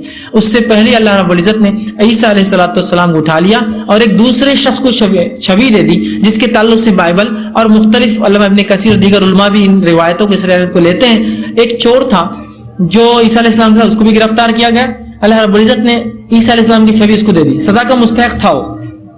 تو اللہ ظلم نہیں کرتا نا کسی پر, تو سزا کا مستحق تھا, سولی پہ چڑھنے والا تھا, اس کی چھوی اس کو چلی گئی اور عیسیٰ علیہ السلام کی چھوی اس کو مل گئی اور اسے سولی پر اٹھا کر لٹکا دیا گیا. یہ بہرحال کچھ اقوال اور تاریخی باتیں بہرحال ملتی ہیں. بائبل نے یہ کہا کہ ان پہ الزام تھا کہ وہ ان کے خلاف ہے, اور یہودی نے ایک الزام لگایا کہ یہ بغاوت کر رہے یہودیت کے خلاف, اور یہ جو ہے مسیحی دجال ہے, یہ برا انسان ہے. اور اس طرح سے انہوں نے پولیٹیکل ایک اپرائزنگ کھڑی کی, پولیٹیکل پاور وہ کیا, لوکل گورنمنٹ کو بہکایا اور اس کے بعد ان کو سزائے موت کی طرف کی. بہرحال اللہ نے اس حالت میں ان کو اپنے طرف اٹھا لیا. السلام علیکم. میرا سوال ہے کیا کاشتکاروں کو اپنے مویشیوں اور غلے پہ زکوٰۃ دینی چاہیے؟ میں نے سوال کیا کہ کاشتکاروں کو اپنے مویشی اور غلے پہ زکوٰۃ دینی چاہیے. تو ہاں, اگر وہ غلہ اور وہ جو جانور ہیں نصاب کو پہنچتے ہیں تو ان کو دینا ہے. نصاب کو پہنچتے ہیں تو پھر ان کو اس کا نکالنا ہے. اور یاد رکھیے خاص طور سے غلے پر زکوٰۃ اس کے ہر فصل پہ دی جائیں گی, سال پر نہیں. مثال کے طور پر سال میں 2 فصل لگاتے ہیں آپ اور وہ نصاب کو پہنچتے ہیں, اور فصل کا نصاب جو ہے وہ 725 کلو کا ہے یا کچھ, چونکہ حدیث میں الفاظ ہے 20 من. اب 20 من کی اصطلاح کو مختلف علماء نے اس زمانے کے جو کوانٹٹی ہوتی تھی ماپنے کی اس سے آج کے دور میں کیا تو 653 کلو سے لے کر 525 کلو تک کے مختلف اقوال ہے علماء کی, ٹھیک ہے. تو اس اعتبار سے آپ کو جو بہتر لگے آپ مطالعہ کیجیے 653 سے لے کر 725 تک. تو اگر اس میں آپ کا غلہ اتنا ہوتا ہے اور یہ وہ غلہ ہو جو ذخیرہ کر سکتے, سبزیوں پر اور پھلوں پر نہیں, جس کو آپ سیو کر سکتے, جیسے کھجور. अंगूर जो मुनक्का बन सकता है, गेहूं, चावल, बाजरा स्टॉक हो सकता है ना इसका, जो कई दिनों तक रह सकता है, तो 750, 750 अगर हो तो इस पर आपको 10% निकालना है। अगर कुदरती बारिश से भाव, और अगर जमीन से पानी आप देते थे, खरीद कर पानी देते थे, ट्यूबवेल से पानी देते थे, तो इस मामले में 20वां हिस्सा 5% देना है आपको, ठीक है। और हर फसल पे, ये गलती हम लोग करते हैं, फसल पे नहीं देते, हम क्या करते हैं उसको रखते हैं और साल पे। दूसरा, जो जानवर है आपका, जानवर पे साल पर है, और उसकी अलग अलग तादाद है। 40 बकरियों पर एक बकरी, इससे ज्यादा 40 से 120 तक एक रहेंगी, 120 से ऊपर, तो उसके लिए आप क्या करें, अहादीस रसूल का मुताला या कोई फिक्र की किताब खोली, बकरियों पर ज़कात, या और इस मामले में बहुत ज्यादा इख्तिलाफ नहीं, तो लिहाजा आप उसको देख सकते हैं। तो जानवरों पे भी ज़कात है, ऊंट, गाय, भेड़, बकरी, उस पर भी, और आपके गले पर जो जखीरा किया जा सकता है उस पर भी ज़कात है। और जो पट के जानवर रहते बड़े महंगे रहते हो, किसके जानवर? एक पट बोल के एक रेस रहती, तो उसके जो जानवर रहते वो काफी फायदा पहुंचाते, तो उन पे कैसे ज़कात देना चाहिए? वो क्या रहते पट बोले तो? वो एक रेस रहती, इसको पट बोलते। अच्छा, बैलों की, बकरियों में, बैलों की। अच्छा, तो काफी महंगे रहते। अच्छा, भाई ने सवाल किया कि बैलों की एक नस्ल होती जो काफी महंगी, उसमें ज़कात। तो देखिए, जो जानवर आप खेती बाड़ी के लिए लेते हैं उस पर ज़कात नहीं है, वो मवेशी जो आप बेचने के लिए चराते हैं उस पर ज़कात है। तो खेती बाड़ी के आपके पास 10 बैल है जो एक से एक किस्म के आपने लाए हैं, उस पर ज़कात नहीं, महंगे भी होते हैं। लेकिन हाँ, वो बैल अगर बेचने के लिए और वो तादाद को पहुंच रहे हैं, असल चीज निसाब है, निसाब को पहुंचना जरूरी है। बकरियों में निसाब 40 है, बाकी मेरे ध्यान में नहीं निसाब और क्या होगा, क्योंकि उमूमन ये सवालात नहीं आते बकरियों के, और इसके जनरली जो शहरों में सवालात आते हैं कैश, रुपया, पैसा, स्टॉक, एसेट्स, इसी के होते हैं बहरहाल। तो वो उसकी तादाद पे पहुंचने के बाद है, और अगर वो जानवर भी हो तो देना पड़ेगा, इसमें कोई दो राय नहीं। अगर वो खास जानवर जो बहुत महंगा भी है और उस तादाद को पहुंचता है जो आप इसलिए पालते हैं कि उसको बेचेंगे, तो फिर उस पर भी आपको देना है। नहीं, एक नहीं, उसकी आपको तादाद वो अलग अलग है, सब जानवर, ऊंट की अलग है, गाय बैल की अलग है, और बकरी की अलग है, आपको उसको मुताला करना। ये 2 दिन की खबर का एक उन्वान था दज्जाल का खुरूज, जिसके बयान में आपने कहा था कि जब दज्जाल का खुरूज होगा तो इस्लाम नहीं होगा, दूसरे मज़हब होंगे। लेकिन आज के बयान में आपने कहा कि जब हजरत ईसा अलैहिस्सलाम इब्न मरियम का नुज़ूल होगा, इनकी हुकूमत होगी, तो कोई मजहब नहीं होगा सिवा इस्लाम के। वाज़ेह कर देखिए, सबसे पहली चीज, मैंने कभी नहीं कहा कि जब दज्जाल खुरूज होगा तो कोई मजहब नहीं रहेगा, बल्कि वाज़ेह है ये था कि मदीने में नहीं जाएगा, फिर मदीने में जलजला आएगा और जितने मुनाफिक निकल जाएंगे, मुसलमान बच जाएंगे। तो मैंने ये नहीं कहा कभी भी कि मुसलमान नहीं होंगे, कम तादाद में होंगे, जुल्म और सितम के तहत होंगे। हाँ, अरब मौजूद नहीं होंगे, बहुत कम होंगे, तादाद में, ये अल्फाज भी लिए थे मैंने, ठीक है। तो मुसलमान होंगे तब भी, इमाम महदी आएंगे तब भी होंगे। उसके बाद वही मुसलमान अपने आप को बचाने के लिए जंगे लड़ेंगे, उसके बाद उन्हीं के दौर में दज्जाल आएगा, वही मुसलमान अपने आप को बचाने शाम की पहाड़ियों पर चढ़ जाएंगे, और उन्हीं मुसलमानों की दुआओं के बाद अल्लाह रब्बुल इज्जत ईसा अलैहिस्सलाम को नाजिल करेगा। इनके आने के बाद कोई मजहब नहीं बचेगा फिर। लेकिन मैंने ये नहीं कहा कि इनसे पहले कोई इस्लाम के अलावा दूसरे मजहब रहेंगे, उससे पहले मुसलमान होंगे। खलील या कसीर तादाद हम नहीं जानते, लेकिन जो कुछ समझ में आ रहा है वो खलील थोड़ी तादाद का ही आता है, क्यों तो फितने फसाद में हो सकता मारे जाएंगे, उससे पहले शर और फसाद में मारे जाएंगे। लेकिन मैंने कभी नहीं कहा कि मुकम्मिल नहीं होंगे, तब भी होंगे, और इसके बाद जो है कोई मजहब नहीं बचेगा सिवाय इस्लाम के। जी, अस्सलाम वालेकुम।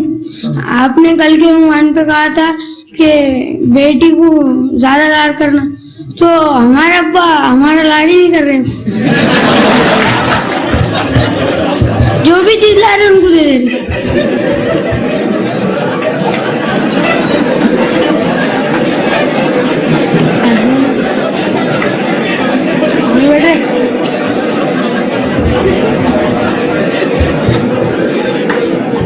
बहरहाल थोड़े बिस्किट्स अपने तरफ से दो यार। बहरहाल भाई ने एक सवाल किया कि कल का जो मैंने उन्वान लिया था और उसके अंदर जो है मैंने कहा था कि बेटी से मोहब्बत करना चाहिए, तो उन्होंने कहा कि हमारे अब्बा हमारा अब लाड़ी नहीं कर रहे और जो भी ला रहे बहन को दे दे रहे। तो बहरहाल देखिए, मैंने यकीनन जहाँ ये कहा था कि बच्चियों से मोहब्बत करनी चाहिए, और बेटी से खास मैंने कभी नहीं कहा, पूरे दर्स में नहीं कहा, मुझे याद है अच्छे से, बच्चों से मोहब्बत करनी चाहिए। वहीं मैंने एक नव्वा जो नुकात लिया था बच्चों में इंसाफ करना, और इंसाफ में मैंने लड़का लड़की, लड़की लड़की, लड़की लड़का, और उसमें फिर गोरा और काला और सब मैंने वो डिफाइन किया था, सबसे इक्वल, सबसे बराबर मोहब्बत। और नुमान बिन बशीर रजी अल्लाह उनका वाक़या भी रखा था। लिहाजा अगर आपके वालिद यहाँ मौजूद है तो मैं ताकीद करूंगा कि लड़की लड़के दोनों का बराबर मोहब्बत की जाए। अगर वो इस एतबार से कम कर रहे हैं आपसे कि बच्चियां हैं, निकाह हो जाएंगे, बहनें हैं आपकी, तो कोई मसला नहीं, वो तो जाहिर सी बात है आप भी इस चीज़ को समझेंगे। लेकिन बहरहाल वो नाइंसाफी तक न हो, और एक आध दिन हो सकता है जो इससे कर लिया होगा कल से बराबरी पे इंशाल्लाह आ जाएंगे, आप घबराइए मत। انشاءاللہ کہ کل سے پھر وہ انصاف برابر کریں گے بچی کو بچے کو. ہوتا ہے نا انسان نے اگر کبھی کسی پہ ظلم کیا ہو اور اسے پتہ چلتا ہے غلط تھا تو معافیا مانگتا ہوگا, میں بھی ہو سکتا تو ایک دن میں آپ کوئی فیصلے پہ مت آئیے, انشاءاللہ انتظار کیجیے, انشاءاللہ 2-4 دن بعد معاملہ پھر نیوٹرل. لیکن جب میں نے کہا تو بچوں میں انصاف ضروری ہے, ادا کی برابری. اگر آپ کو ایک چاکلیٹ بیٹے کو لا رہے ہیں تو میں نے بیٹی کو کہا, اس لیے کہ عموماً لوگ بیٹے کو لاتے بیٹی کو نہیں, لیکن اس کا ہرگز مطلب یہ تھا کہ صرف بیٹی کو لائے بیٹے کو مت لائیے, دونوں کو لائیے. آپ صلی اللہ علیہ وسلم اپنے نواسے اور نواسی دونوں سے محبت کرتے. جہاں آپ کے نواسے حسن حسین تھے وہیں آپ کی ایک نواسی تھی جس کا نام امامہ تھا, آپ صلی اللہ علیہ وسلم اس کو گود میں لے کے نماز پڑھتے تھے, تو دونوں سے کرتے تھے برابری سے, تو لہٰذا دونوں سے ضروری ہے. تو اگر آپ کے والد ہو تو میں تاکید کروں گا کہ بھائی دونوں سے, اور جن لوگوں نے اس کو غلط معنی میں لیا, ہرگز میرا معنی یہ تھا آپ دونوں سے جو ہے برابری کریں. جیسا کہ آپ نے بتایا انبیاء باپ شریک بھائی ہوتے ہیں, تو حضرت عیسیٰ علیہ السلام سے حضور صلی اللہ علیہ وسلم کی کڑی کیسے ملتی ہے؟ تو دیکھیے واللہ عالم, میں اس تعلق سے نہیں جانتا, کیونکہ ایسا کوئی شجرہ موجود نہیں ہے کہ آپ صلی اللہ علیہ وسلم کس طرح سے جا کے جو ہے عیسیٰ علیہ السلام سے ملتے ہیں, ہم اس کو نہیں جانتے. لیکن اس کا معنی یہ فزیکل نہیں ہے, یہ روحانی اعتبار سے معنی ہے کہ انبیاء جو ہے یہ باپ شریک بھائی ہوتے ہیں, اور نسلی اعتبار سے تو کہیں نہ کہیں آدم کی اولاد ہونے کے ناطے میں آپ اور سبھی ملتے ہیں آپ صلی اللہ علیہ وسلم سے بھی, اور اس کے بعد بھی لوگوں سے, ٹھیک ہے. تو یہ تو ایک الگ چیز ہے, لیکن حقیقی طور سے کیسا شجرہ ہوں گا واللہ عالم, میں نہیں جانتا ہوں کہ ایگزیکٹلی کیسی نسلیں ملتے آپ صلی اللہ علیہ وسلم تک بھلاتی ہے. جیسے کہ اللہ کے رسول صلی اللہ علیہ وسلم کے زمانے میں حضرت صفیہ رضی اللہ عنہا سے آپ نے جب نکاح کیا تو دوسری جو امہات تھی انہوں نے تھوڑا سا فخر کیا, اب تھوڑا سا ہوتا ہے فطری جلن آپس میں سوکنوں میں, فخر کیا اور کہا ہم تو فلاں خاندان سے, ہم تو فلاں ہیں اور تم تو یہودن ہو. تو وہ تھوڑی سی وہی کہا اللہ کے رسول, دوسری ازواج مجھے ایسا کہہ رہی ہیں کہ تم یہودن ہو. تو کہا تم نے کیوں نہیں فخر کیا کہ تم بھی تو جو ہے ہارون کی اولاد سے ہو, ان کا شجرہ جا کر ہارون علیہ السلام سے ملتا تھا, کہ اگر ان کا میرے سے کہیں نہ کہیں ملتا ہے اوپر, یہ فخر کر رہی تھی. تو کہا تم بھی تو کوئی معمولی عورت نہیں ہو, تم بھی تو ہارون علیہ السلام کے نسل سے ہو, ٹھیک ہے. بہرحال لیکن اس کے بیچ کی کڑیاں ہم نہیں جانتے, آپ نے نہیں بتایا کڑیاں کیا ہیں, لیکن ایک معروف چیز ہوتی ہے کہ بھائی یہ فلاں نسل سے ہے. تو آپ صلی اللہ علیہ وسلم کا معنی یہ روحانی تھا نہ کہ جسمانی اعتبار سے. اور ویسا دیکھا ہے تو ہر انسان دوسرے انسان سے کہاں ملتا ہے, فیملی ٹری تو نہیں بنایا جاتا, ہمارے لیے ممکن نہیں ہے. ہو سکتا ہے آخرت میں معلوم ہو کہ کیسے فیملی سے ہم جڑتے تھے ایک دوسرے سے کون کون, لیکن کیسا جڑتا ہے واللہ عالم. جی السلام علیکم. انشاءاللہ بس یہ آخری سوال رہیں گا ہمارا, اور بس ایک سوال یہاں سے لے لیں گے. کسی نے ایک سوال, امپورٹنس آف عیسیٰ علیہ السلام ان اسلام. عیسیٰ علیہ السلام is not God and Bible is not the word of God, please throw some light on it. دیکھیے سب سے پہلی چیز تو یہ عیسیٰ علیہ السلام اللہ کے رسول ہے, یہ ہم سب مسلمانوں کا عقیدہ ہے. چونکہ کوئی دعوتی محفل نہیں ہے اس لیے اس کی تفصیلات میں جاننے کی ضرورت نہیں, کیوں نہیں ہے اور کیا نہیں ہے, ٹھیک ہے. دوسرا یہ کہ جو ہے بائبل جو ہے وہ کلام الہی نہیں, میں نے اسرائیلیات بول کے واضح کیا کہ یہ کوئی قرآن حدیث نہیں ہے, اسرائیلیات بائبل کے واقعات ہیں, ہو سکتا صحیح ہو سکتا نہ ہو. آپ صلی اللہ علیہ وسلم نے جو ہمیں عقیدہ رکھنے کے بارے میں کہا بائبل کے تعلق سے وہ یہ ہے کہ وہ کیا کہتے ہیں اسے چھوڑ دو, کہو کہ یہ حق ہے, مانتے ہو تو مانو ورنہ تمہاری مرضی.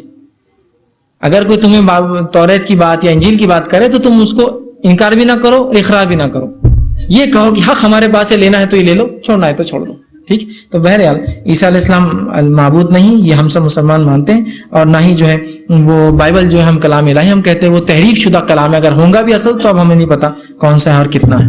جی السلام علیکم. حضرت ہر امت کے جو بھی رہتے نبی رہتے, تو وہ نبی کی امت جو بھی رہتی تو اس نبی کے ساتھ ہی قیامت کے دن رہیں گے. تو عیسیٰ علیہ السلام محمد ہی بن کے آئیں گے, تو محمد صلی اللہ علیہ وسلم کے پیچھے رہیں گے, یا ان کی قوم جو ان کے ساتھ جو قوم تھی عیسائی, تو وہ عیسیٰ علیہ السلام کے نبوت کے جب ٹائم جو شہید ہوئے تو وہ قوم کے ساتھ رہیں گے کہ محمدی کے ساتھ رہیں گے؟ اگر محمدی کے ساتھ رہیں گے تو جب عیسیٰ علیہ السلام کی جو قوم کے شہید ہوئے تو وہ کس کے ساتھ رہیں گے؟ اور دوسرا سوال میرا یہ ہے کہ عیسیٰ علیہ السلام کے جب وفات ہوں گی آنے کے بعد تو اس ٹائم کے جو مسلمان رہیں گے وہ محمدی رہیں گے یا پھر عیسائی کے ساتھ اٹھائے جائیں گے قیامت کے دن؟ میں نے ایک اچھا سوال ہے کہ عیسیٰ علیہ السلام آئیں گے تو کس طریقے پہ ہوں گے؟